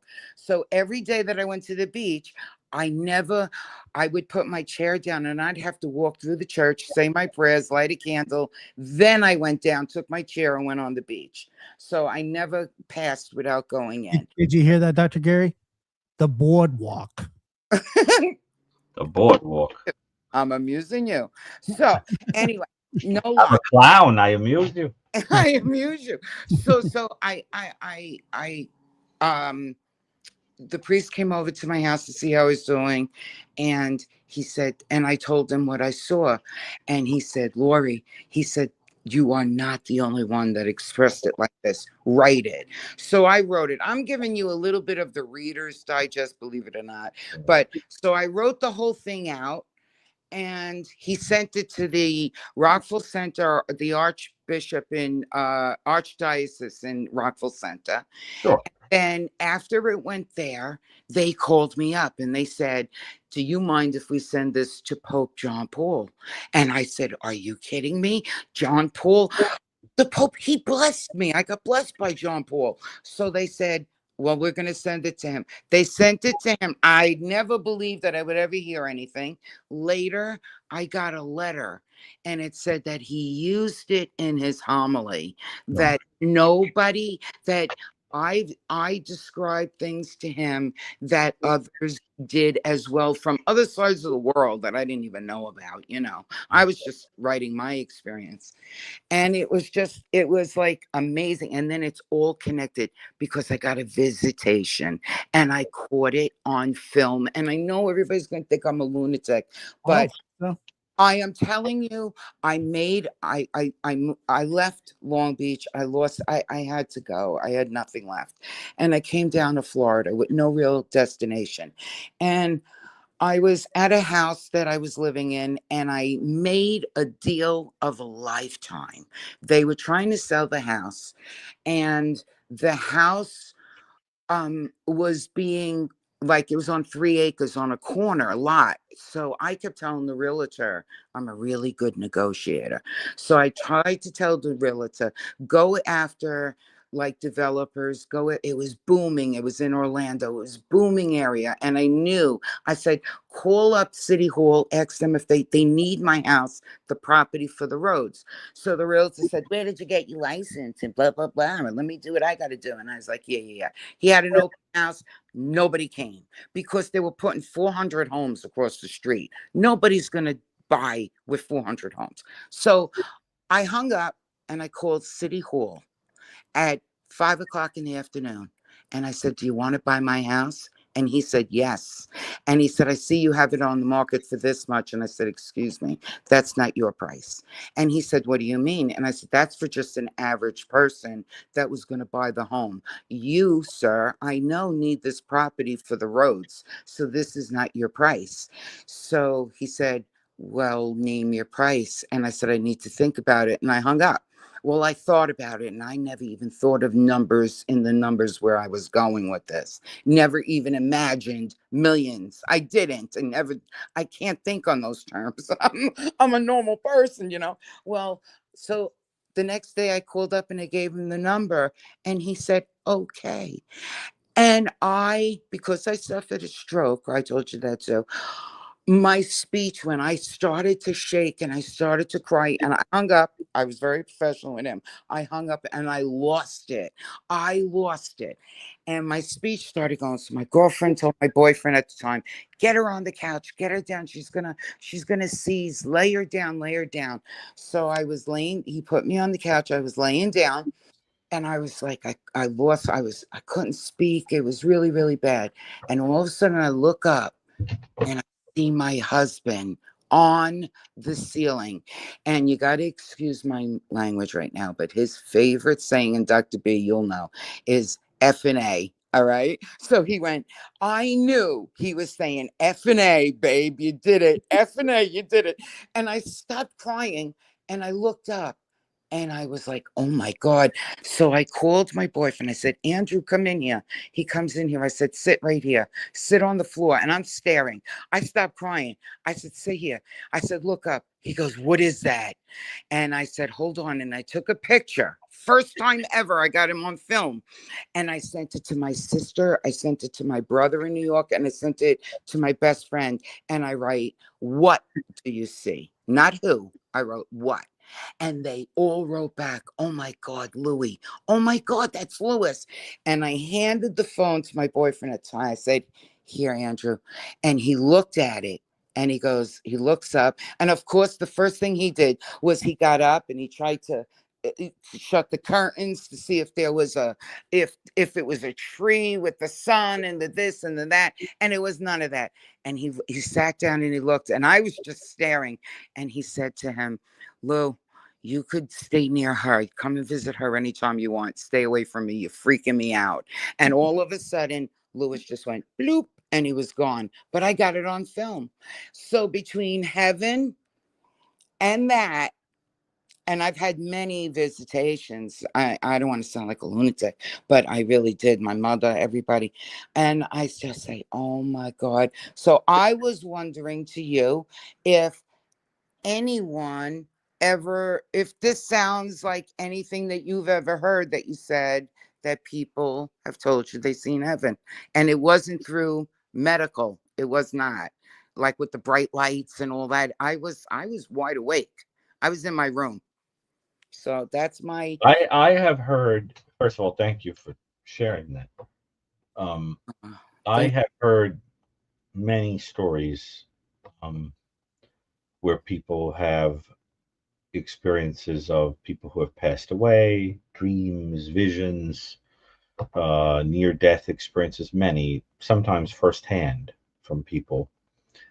And I've learned as a scientist to keep an open mind and take a non-judgmental right. approach. But what I've been fascinated by, as I said earlier, is the commonalities in a lot of these stories. And what I have always said to people is, in order to know if something is spiritually true, you have to look at the fruit that comes out of it and if it contradicts anything associated with your established faith. For example, if you had a visitation in which somebody said to you, take this weapon and go out and hurt people, chances are it wasn't coming from heaven. Right. See what I'm saying? So you want to pay attention to, this is sort of the William James approach to the spiritual experience, right? What does it match established beliefs? Does it tell you something that doesn't go along with what and is it bearing fruit that's good? So if this gave you peace and consolation and gave you a sense that there's nothing to be afraid of because you know what is on the other side of the curtain, Well, then that's a beautiful thing. I got total. Yeah. I had it before that because I'm very faithful, and when my dad died, I was only 6 years old and I was on his lap, and I asked my mom when I was saying my prayers, I said, I want to marry him. And she said, who, daddy? And I said, no, because she had like the Sacred Heart next to my father in a frame. My And favorite devotion. yeah, and I said, no. She said, that's Jesus. You're already married to him. And I said, good. And I was 6. And at that age, I lived in the Bronx at the time. And at that age, I used to walk every Sunday by myself. and I used to go to church he was the only father and is my only father that I put complete faith in. I mean, like, above everything. If the paperwork says this, you have to leave, you can't afford this, I say, I don't wait for a check from heaven. I'm not fanatical, don't get me wrong, but I go in my intuition and I say my prayers and I go into deep prayer, and then whatever my gut and my intuition and my heart tells me to do, I do. I've lived my life, my whole entire life, that way, and it's never steered me wrong yet. I've had good relationships. I'm always at the end. Like, I always think that I must have made a deal with God at some time, because I'm always at the end of someone's life. And I was just there for Thanksgiving this year. I just moved to this place in Sarasota. I'm only here 2 years. The girl down the block had cancer. For 2 years I'm here. And I would help her and give and do whatever she needed. And then she wanted me there. And my boyfriend goes, again, you're at the end of someone's life. You just met this girl. And I said, what do you want me to do? I have to follow my heart. And I was at the celebration. I spoke. Whatever I could do. I was at the hospital for a week with her. It's strangers. I'm always finding myself. And then I collapse after it's over, because it takes everything out of me. I need like 2 days after that. But I'm just, and I fully, I'm not asking, actually, with all due respect, because I know what I saw. I know what I feel. I know how I live. No one, no man, no one, no Pope, nobody, even if the Pope didn't believe me, I'd say, that's okay. I respectfully, respect your opinion, but I know I was not sleeping. I knew everyone that was up there. Doctor, you didn't see one picture. You didn't see a figure or face. It was all feeling. It was all, that's how I know, when I listen to my intuition, that it is so right to go by that, because that's feeling too. So if you pray, it all goes in hand. It all makes sense to me. I don't know. Well, but there's nothing that comes out of it that is so bizarrely in discord with your faith. For Right. example, at the center of your faith is a person who was crucified, resurrected, walked through a wall, was able to levitate and ascend to heaven, was able to make himself unrecognizable to multiple people Amen. on multiple occasions, could basically bilocate. In other words, if the center of the Christian story is something like that, who am I to judge if you Right. had a spiritual experience in which someone was pure spirit or vision? I can't. Right. I can only say that you want to use a kind of discernment to decide the origin of those experiences, and if what comes out of them is contrary to your belief, and if it hurts anyone, and Then if and what comes out of it is good, well, then yeah. if it It- gives you peace, I mean, it's a beautiful thing to know, not as a matter of faith, but as a matter of fact, yeah. that something transcends life. There's If you no. feel that way, what a joy. Most It, of us have to go on belief. that's why I'm not afraid to die. I'm afraid how I'm gonna die. Like how is it gonna happen? But I am not afraid at all. At all. And I think, because I feel that way in my heart, that's why I'm always, like, I was at the end of the life of my mom, and I'm always, I was the caregiver in the family my whole entire life. I take care of every single day of my life. I don't know, and I do it for free. I just advocate and just, I don't know what it is. I'm just drawn. I love people and I love helping people. And that's what got me through all my heartache my whole life, was helping someone else. And whatever I didn't get in life that I wanted, that maybe I felt like I was robbed as a young child from it, made sure I went out and gave it to someone. Yeah, So that's beautiful. you just can't go wrong when you live life. In my opinion, you just can't go wrong when you live. And I know that whenever I feel or I sense something that somebody's around me, I know the first thing, if I don't know who it is, I get scared and I say, Jesus dwells within me. No evil can penetrate me, and that's like, and then I get the sense of who it is. Like, here's one, and then I'll let Josh go walk the dogs. I was in Orlando. I came down and I was in my boyfriend's house and never met his mother. And his mother had just passed. So my mother died. I had to sell my house. My husband died. And I came down to here. And then when I got here, he was like, my mom passed away like a year ago or whatever. And he goes, I never did anything with the house. I go, what do you mean you didn't do anything with the house? He says, it's still there. They got a lockbox on it. They're going to foreclose on it. I said, are you kidding me? I said, let's go get it. I'll buy the house. He's like, no, I can't walk in there. She passed away on the floor. I found her in there. I can't walk in there. I said, okay, get a U-Haul. We got a U-Haul. I said, you don't have to go in there. He pulled the U-Haul up in the driveway. I emptied the whole house and he put it in the U-Haul and we brought it to his house. So his dad was a captain or something, I don't know, in the Navy for like 40 something years. So he lived in Japan for most of the time. Anyway, she made all these Japanese geisha. She was very crafty. She made all these dolls. They were gorgeous. So I was fixing them in the house and preserving them. And I was doing laundry. And I went down the hallway and I was in this house by myself. Never met her. Don't know nothing, really much about her. He didn't talk to me about it at the time. And I was putting stuff in the linen closet and I felt a hand on my shoulder. I didn't turn around. I didn't say anything. I didn't say, oh, Lewis or mommy. I said, hi, Barbara.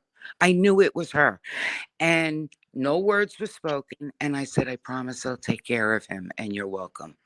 She was like thanking me for taking care of all her stuff and her only son. He's got nobody but me, no family, no nothing. So he comes home and I go, let's go to the mall. Because I was thinking he's going to think I'm a wacko. I can't tell him that I just met his mother. So I said, but I got to be true to myself and everything. So I said to him, let's go to the mall. We went to the mall and I went to the perfumes and I'm smelling and I'm smelling and all the different ones. And all of a sudden I said, is this your mother's perfume? And he looked at me and his face went white. He said, how did you know that? And I said, nothing. I'll tell you another time. Let's go grab something to eat. And I just knew my heart, my chills, the hair in the back of my neck, everything. I'm like, oh my God. So when I told him, I finally, I had to break it to him gently. You don't talk about this to anybody, but I had to break it to him gently. And I told him about what happened. And he was like stuck for so long. And when he said that, when I said that to him, and I said, she's with you, she never leaves you, and this and that, he had a breakthrough, like he didn't, like a major meltdown, cry and everything. And I held him, and as he was crying, like he must have held it in for so long and had no escape, and I was holding him and he was just sobbing, and I said real quietly, I love you, my son, I'm right here. And I was like talking like I was in her, like what she would say to him. He's been so good since then. Nothing, like he picks up little things, like she was into owls, and whenever he hears the owls, he goes, is that my mother? I go, of course, if that's what you think, if that's what makes you feel good, yes, she's saying hello. And it now it just, he doesn't see things like I do. He does, but he's been with me for so many years that he sees all the things that happen that you can't explain. Like, you can't make this stuff up. And he sees it with me, and then he's like, wow. And he knows that if it brings him peace. It's good for him. You know, it's good. No matter what he thinks. He's like, what do you think of that? And I say, how do you feel about it? And he goes, I feel like this about it. I go, does that make your heart feel warm and you feel close again to mom? He's like, yeah. I go, then that's what it is. Then that's what it is. And it's just, I don't know. So that's that. But that's heaven. I promise you. I promise you, with the life that I'm standing right here with. And I waited an hour to talk to you. I promise you. Well, Appreciate your call. I think it's very beautiful, and I think that what you have to remember is that a person can experience heaven in a much less dramatic way, in a much less raw way than you're describing. But a person knows that when they have that little sip from the grail, that little moment of grace, they'll give anything in the world to have it, even for just another second. It's like when Jesus talked about the pearl that the person found and then sold everything to have it. Once you've had a little taste of that, just a moment of it, nothing else matters, because you get a little moment of what the next life is. It's understand? I do. Yeah. Well, the great mystic Teresa of Avila had a vision of the hand of God once when she was praying. And she said that she would have given everything in her whole life, everything she ever owned, everything she ever wrote, everything she ever accomplished, just to get a glimpse for 1 second of that hand again. Well, that's the idea. So when you've had a grail moment, as might be called by the Jungians, when you've had one of those moments, your life becomes filled with the desire to get other people to have them and to go out and find them again. And so whatever happened to you, it certainly changed you. Whatever people believe about, if it was spiritual in origin, psychological in origin, let people have their own opinions. Oh, I didn't even talk but about for you, it changed your life in a positive way and led to you going out and helping people. And that's all that matters. Yeah. And in that way, even if it weren't literally true, you feel that it is. Even if it weren't literally true, in a sense, you did experience heaven. Right. And so I think it's a beautiful story. And to answer your question, and then we'll go, yes, I have heard many stories that have elements a lot like what you're describing. Oh, In good. many cases, are very typical of the kind of things people. Everybody's experience is separate, but they're always different because they're always going to be streamed through who you are. Right. I understand that. Right. And but I think it's great. It's wonderful that it gave you peace. And I'm sorry about the loss that you experienced. Thank you. Your your ex, that passed. He certainly sounded like a hoot. Well, I mean, for sure. We were like two character. Oh my God, we were two pieces of Character. 2 pieces of yeah. Right. But listen, it's thank you. And it was very difficult to come on here and talk about something so vulnerable and it meant a lot. But I appreciate it. Perfect place. I love you guys. I love when you two are together.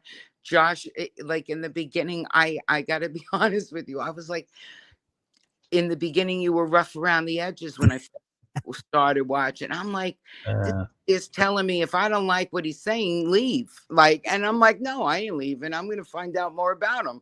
And then I was listening and listening.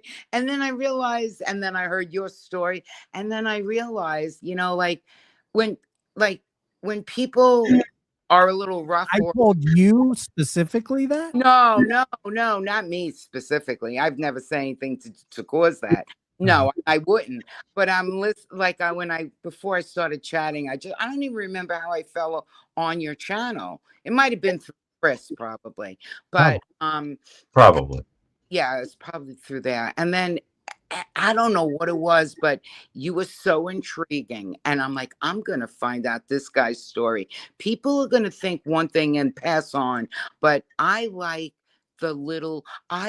people that aren't the norm. So, because I get to know them and I get to know their story. And then I understand, like even the girl that just passed this Thanksgiving. Nobody in my community wanted to talk to her because she used humor for comic. She used it like comic relief, and everybody would tell me when I moved in here, she's a whack job, get involved. And I go, did you ever get to know who she is? She battled cancer 3 times. She used her outlandish things that would make your mouth drop open and then start laughing. She used that as to get her through. So when I would talk to people in the neighborhood and they'd say something, I'd say, do you know what she's going through today? Do you know the battle that girl is fighting? And she's making you laugh. The way she makes you laugh or shocks you, that's how hard she's crying and fighting on the inside. Have a little compassion. And you know what? The whole community showed up for her celebration of life. Oh. And I was like, good. I'm glad. It was like, but anyway, it's. Lori, thank you. I really appreciate the call, and like Dr. Gary said, the vulnerability. It's refreshing. So, not for everybody, to be able to. No, I don't expect, and I don't even. It doesn't matter what anybody thinks or says. It really doesn't. I just called to, like it wasn't even like a question, really. I just wanted to talk to you guys. Yeah, well, we appreciate it. And now I'm going to bed because it's 1:30 in the morning. We're gonna move along here because that sounds like Kevin. Dr. Brucato, if I don't talk to you again, I will in chat. But please please come to Crime Con. First time I ever got my tickets, and I'm gonna fly to Vegas. I want to meet you. Please come. You're getting formally invited. See, there you go. You just sound like the kind of person who would want to meet someone in Vegas. Well, we're going to Vegas. I won't go there. That's another story. Hey, come to Vegas. About it. I'm going to the desert with a baseball bat. It was right here in Orlando when I lived in Orlando, and I didn't know about it. All right. Good night. You are a character. But, all right. But I enjoy you. All right. Thank you very much. Okay. All right. Take care of yourself. How many we got here? Josh, if there's anybody in this world that sounds like they'd invite you to Las Vegas to go to a crime convention, right? She has that great voice for. Absolutely. Somebody said that she sounded like Fran Drescher in the. A little bit. A little Fran Drescher. I love Fran Drescher. Don't get me started on Fran Drescher. Yeah, I do too, actually. Okay. All right. We got 2 more calls in the night. I've got to get. Marie. Hi. Thank you for holding. I appreciate it so much. Wow. That is Hello. so enthusiasm for 1:40 a.m. on the Eastern Coast. I feel so. Where are you that you're so peppy? Oh, I'm always awake at this time. I'm an early sleeper, early riser. Are you from no, wait, let me see where I can. Scottish or Ireland? It's one of the other. No, I've called in before. I'm from Manchester. UK. I think I spoke to you both with Chris about my childhood a few shows ago. I remember your accent very distinctly. Oh, yeah, a lot of people do. Yeah, I like it. I like it a lot. The Mancunian, I think, is the right word for it, right? It is. Mancunian accent, yes. We were originally Lancastrian, so Lancashire. Oh, interesting. But then for some reason, we got moved into Greater Manchester. But yeah, wonderful. Just following up what Laurie said, that this is not my question, but just quickly, I get hemiplegic migraine. I don't know if you've ever heard of it, Dr. Gary. Yeah. And I get it quite often. So I lose the whole of my left side. And it's like the pre-migraine side effects. When I first had it, I was at work and people thought I was having a stroke. I was that's scary. Yeah, I was blue lighted, taken off. But then the difference between hemiplegia and having a stroke is that you get your ability back within probably 40 minutes. So they were looking at me as if to say, don't get what's going on with you, but we'll keep you and observe you. Anyway, it happened again. And the second time it happened, I did, and I just kind of lifted up, looked down, and I could see everything that was happening to me, like out of body. And I could see the doctors, the consultants rushing round, rushing me to CT. And I saw lights. I saw just peace. I had just a feeling of peace, tranquility, and that there is something there. But I wasn't ready to go to it because I came back. I've never had it since. But that has given me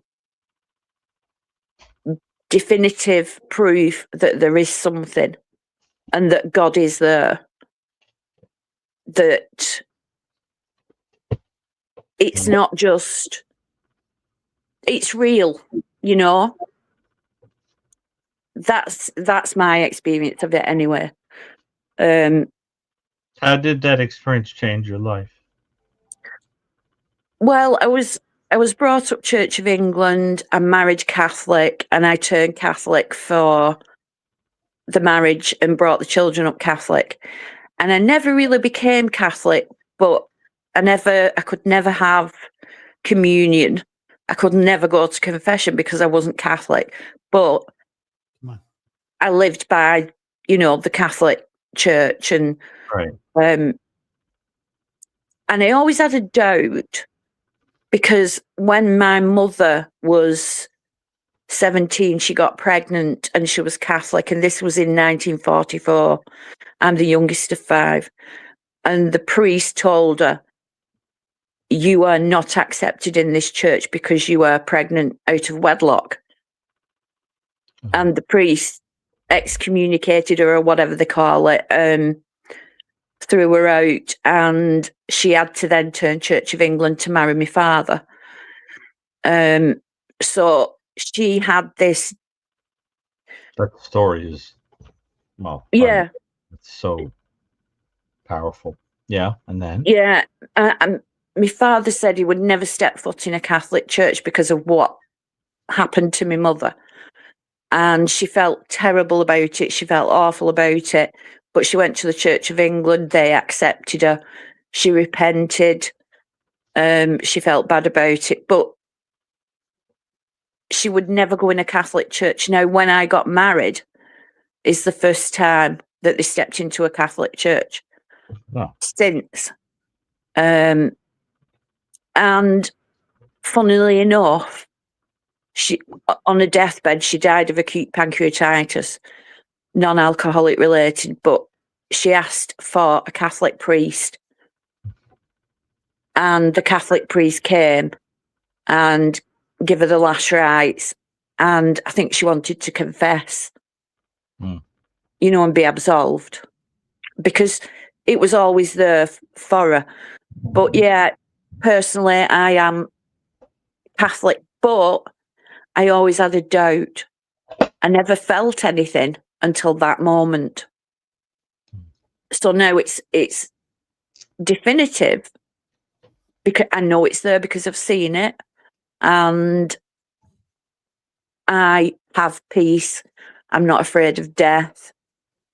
I learn more and more every day about the religion. I'm still not Catholic, but I don't know. We divorced, so that's another bad thing, I suppose. I don't know. Well, it sounds like you were profoundly affected by this experience. Oh, definitely.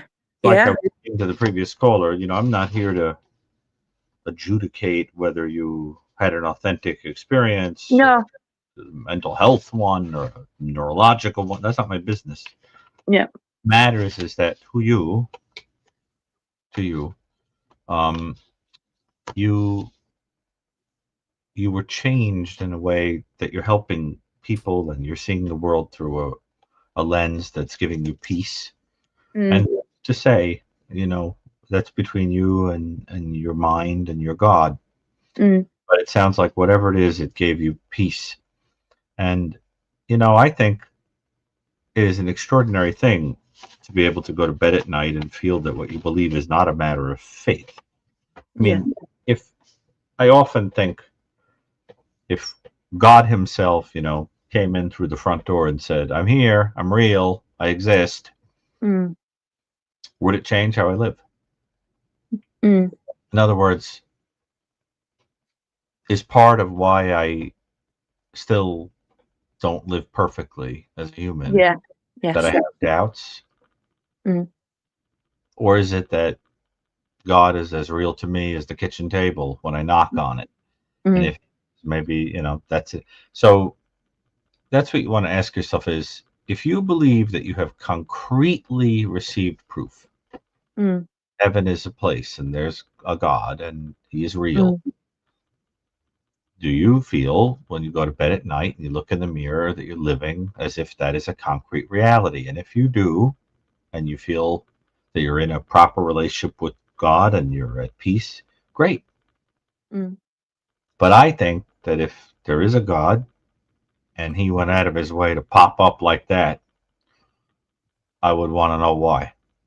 Yeah.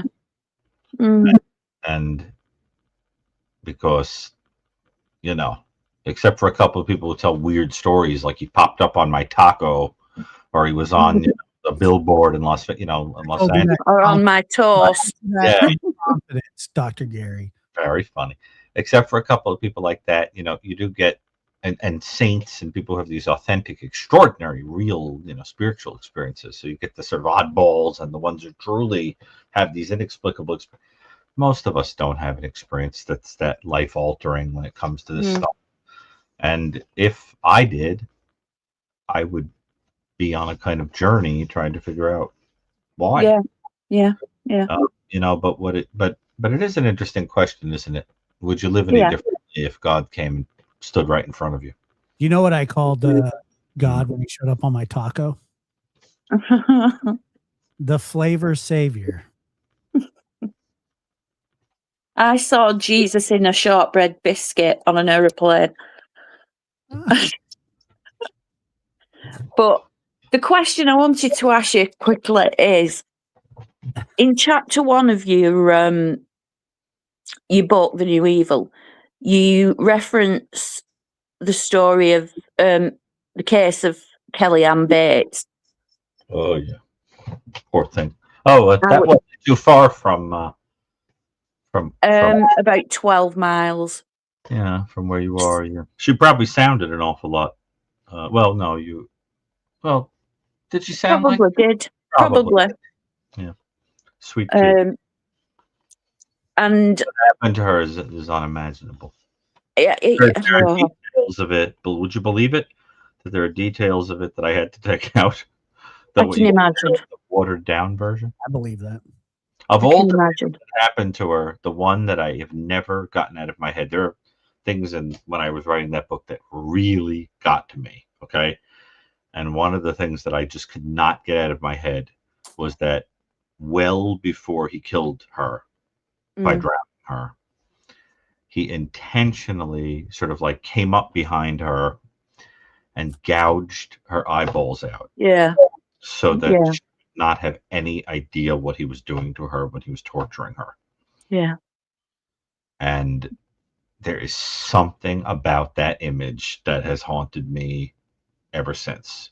The groping around in the dark and this quiet, awful, evil person stealthily coming near you to then attack you in the way that he did.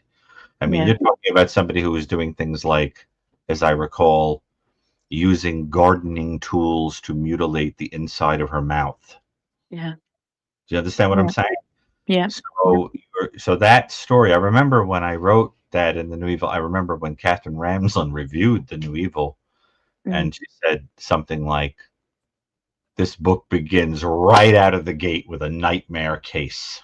I was shocked And when it when I really was. opened the book and Right. saw it, because Yeah. it's a case that I But- knew about, and of course, like in this country, when someone's arrested, you kind of get a media blackout because they're not allowed to report the details until it goes to trial. Then it went to trial, and it started dripping out, and Yeah, it was as bad as it gets. I remember feeling so sickened that was one of the triggers that made me think, why do people do this? Why is that? I just can't tell you how that case affected me, and the details of it, like I say, are horrific. And no, you can't. You know, there are things that you can't say on air about it. And he, to me, is just complete evil. It's as bad as it gets. I remember the father of the victim said that he resented that people called him an animal. Because animals wouldn't do it. They said animal wouldn't do that to him. No. He said no. He said he's not an animal. He's a very evil man. Yeah. You know, she was only a teen. 17, yeah. Much older than her. And he was 48, 49. Basically kept her chained to the radiator, emaciated her, and then started doing crazy things like scalping her. Yeah. It's like that. I mean, it was bad. And then she died, and then he actually had the unmitigated gall to go to court and say something like, you know, he was trying to resuscitate her because she drowned, you know, when he had actually her head under the water. Yeah. So, but this is the Kellyanne Bates case, which is the opening case in the New Evil. Yeah. And one of the worst cases I had ever heard of. It was very hard to write about. And as I said, the details I list there exclude some of the worst things that were in the reports. Yeah. So, but listen, thank you for calling in. Again, it takes a great bravery to talk about a spiritual experience. But I am sure that for you, that experience was as real as, you know. Yeah. Yeah, it was. Ground under your feet. And it changed you profoundly. And I think the gist of it is you're not afraid because of it. No. See? So now, but thank you. And I hope you'll listen to some of the piano music I do, because I do. And I've sent you a little donation. What's your name? Elizabeth O'Toole. Oh, yeah. Thank you. That means a lot to me. See, now I don't get to, because I don't have an email address when people send. I don't get That's fine. That's fine. I think Josh's dogs are going a little cuckoo, so yeah. But thank you. Okay. Thank you, Dr. Garrett. Nick, if you ever get a chance, could you look up Helen McCourt? It was one of the first cases of DNA conviction without a body. It was the second of a conviction. Write it down. I'm going to look it up. Helen McCourt. I got it. Okay. Down. Thank you. Thank you. Thank you. Right, we're going to go now. We're going to go now to Josh's dog cam. No, we have one more. We have one more caller. Well, are the dogs really flipping out or what? Yeah, they're a little pissed off, but I think. So why don't you take them out and I'll take care of the call? Because it's not an easy process. What kind of outing do you have to take them to dinner? No, I have to walk them. How far do you walk them? What are you doing? Your steps at the same time? Oh, I already got 4 miles in today, Dr. Gary. You walked 4 miles? Yeah, I did. That's what I walk every day. All right. But we've had a person on hold all night, so I'm not. They're still alive. Yeah, they are. Okay. What's the person's name? Heather. Sorry, Heather. Thank you so much for waiting, and I apologize. If this is the Heather I think it is, she won't mind. Hi, Dr. B. Is this Heather that Yes. My Most book people are plate. not mine, but I do. How Yeah. are you, Heather? How are you? Hi, Good. Josh. What'd Hey, you think? What'd you think of the little book plate that you got? Not only do I love it, but I love the doodle of you. I love your hair. Did you put it in the book? I showed my daughter. We were cracking up because I played for her because she wasn't home New Year's Eve. So I played I was like, yeah, I'm on the radio, whatever, she does, you know.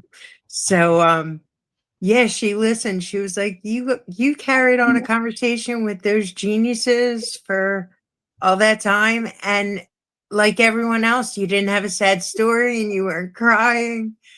They were so proud of me. What geniuses? What geniuses are you talking about? What? Who's the geniuses? Me and Josh? And And Chris? yeah, and Chris was on too on New Year's Eve. So he's a genius in what he does. I told you I was. I think Josh and Chris are Dr. very B, you're a genius in like everything. I don't know. And Josh, you're a genius with what you've been through. Well, thank you. Dear Lord. Because I've been through a lot of things. They're different than you as far as murder goes, but suicide and at a very young age. Yeah. So you had a lot to say about that kind of stuff that in a way it meant a lot to me. Mm. There you go. So yeah, Dr. B, I love my I really love my doodle.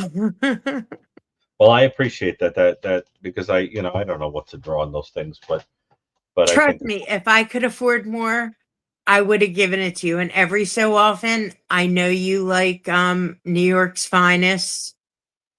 I'm having one now in the classic.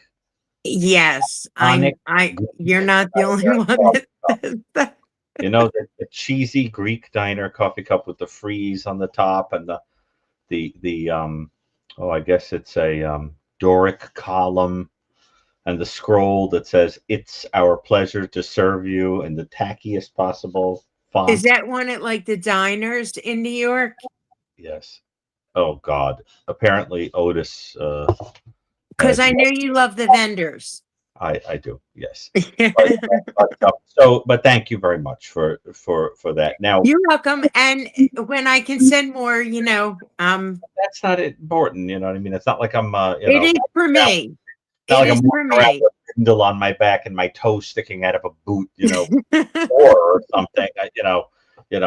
But it is for me because it shows my appreciation for everything that you do.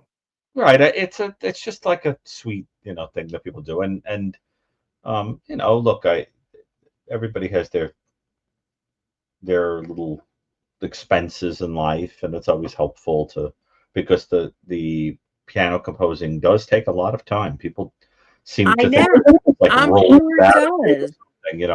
but it takes time, and some of it is very naked and kind of raw. I don't know how you do. I use it as a kind of a psychological diary, like to sort of like record out feeling. It brings you like an escape. Because I used to watch Criminal Minds like when it first came out, and everybody in it had said they each have something that they do that takes their mind off of it. Like one of them would rebuild like houses, some of them would go to the shooting range, some of them would play music. They all did different things to Yeah, I think it's important. And what I really like about it is, with very rare exception, you just don't have that kind of wacky, nasty factor that you get with true crime. So with true crime, you come out, you say something, and like there's this pool in very bad need of chlorine of people, right? So you're going to get some people that are wonderful, some people that are brilliant, some people that want to help, some people, and then there's this like awful little crop, You know what I'm talking And about. where do you fall in the first part, right? Well, no, I'm talking about the audience. Oh, So Josh, you understand? You get the like most of the yeah, because everybody wanted to hear Josh's right. And then this little awful bunch, that have to pick on you, that judge you, that hate your opinions. They think they know better than you. It's awful. With the I music, hate that it's because to me, right, I 100%. don't think that in that psychological way that really people know better than you. Because I remember when Koberger first came out and you like knew exactly who we were looking for. You've been doing it too long, right? But what I'm saying is this: when you do the music thing, with like very rare exception, people are pretty nice. I have found, because it like bothers my soul, how cruel and some people can be in the true crime world, because there are some people whose personalities are more like the criminals than the people who, you know what I mean. So when they listen to your music. No, I'm saying in the true crime world, there are some people who watch you and they themselves are criminal like. Some of them. So there's a tiny number of them, but most of them are very sweet, very kind, very interested. But there's like this group of people that just like to be awful. They should be so happy for the things what you do. You'd be shocked. I mean, Josh, I don't have to tell you, right? You get these people that's like they live to be sadistic. But with the piano thing, I don't get it. I don't get anyone that's like, I'm still waiting for more of the Beatles. I could do that, but what I'm trying to say is it's a beautiful thing to me that I can't think of one comment from a jerk. Oh, you stink. This is boring. What do you put? No, not one. Oh, I've always wrote that you're beautiful. That it's beautiful. One time I even wrote that for some reason when you play, it just puts me in another world and just relaxes me. Like I have to fall asleep with the TV on. And I can do that when you're either talking on this show or playing your music. It's something that's just so soothing to me. And not many things soothe me. My 16-year-old girl just So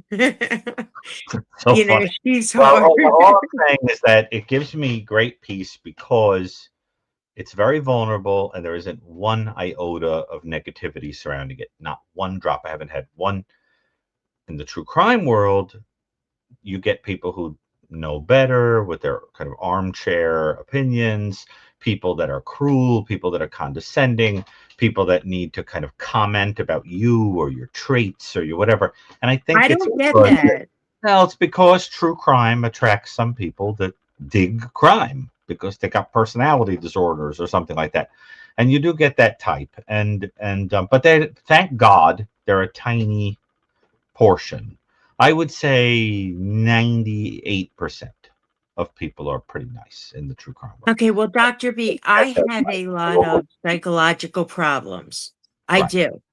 And I am one to say that a pill will solve everything and never to be ashamed. I don't know you, so I'm not, I don't know. Nothing, you should never be ashamed.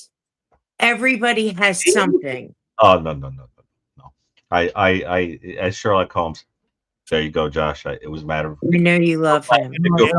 If you were playing a drinking game, it's time to sip. At least it was but yes, fourth hour. At the end, yes. But as Sherlock Holmes said, I go for counseling and it helps. Okay. I talk, I'm honest. Good. And I'm a better person because of it. Good. But what Sherlock said was, I have no need to inspire confidence in others. I have quite enough of my own. And that's the point. If you like yourself and you believe in what you're saying, who cares? I wouldn't go that far, but I like what I'm being not taught, but how to deal with things. Like, okay, Josh, please stop me if I'm getting in too deep, okay? Okay. I know you lost your mother when you were very young. I did. And it was a different type of thing, but remember in Guyana what In- happened there with what the hell was his name? I'm sorry. In where? In where? Guyana. What about it? My father drank cyanide poisoning and killed himself You're talking in about Jim Jones. Jim Jones. 1985. When Jim And Jones made before everybody that, drink the purple Kool-Aid. yeah, the Kool-Aid, right. Yeah. But before Your my father father was had a killed victim. himself, that Your- was the only people that really had used cyanide. Well, wait, I did that. Are you saying that your father was a victim of Jim Jones, or are you just saying that your father No, drank? he was a jeweler. I see. And Amazing. they used to get it from that way. Right. And I was just wondering, first of all, Josh, how old were you when your family split in that way? I was about 3.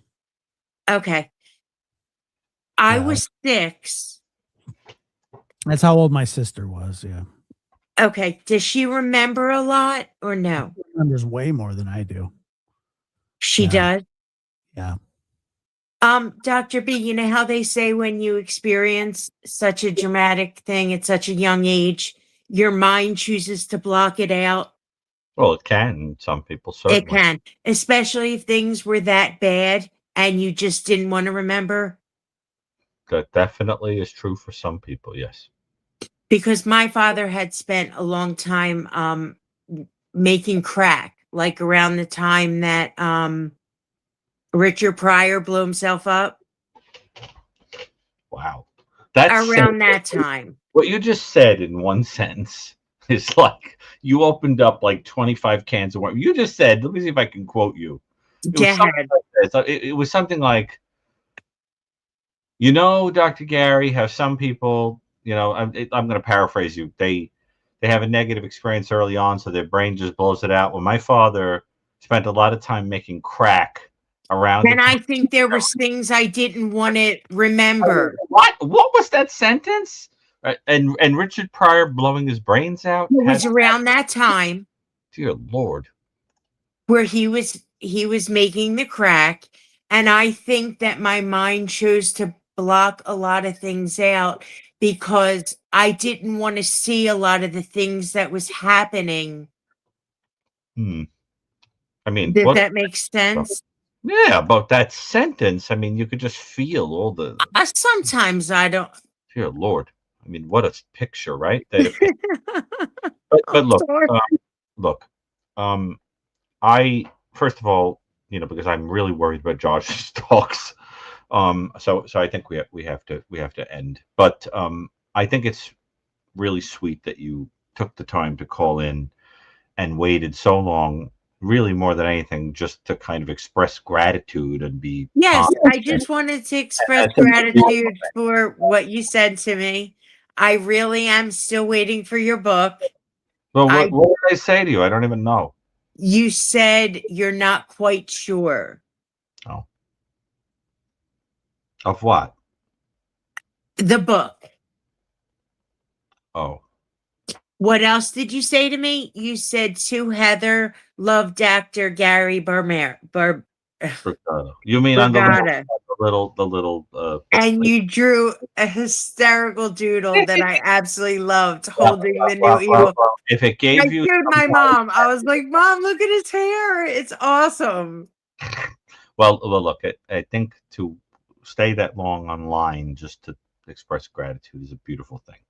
And now, do you ever? One more question. Do you ever see you? I know that you do interview certain serial killers, correct?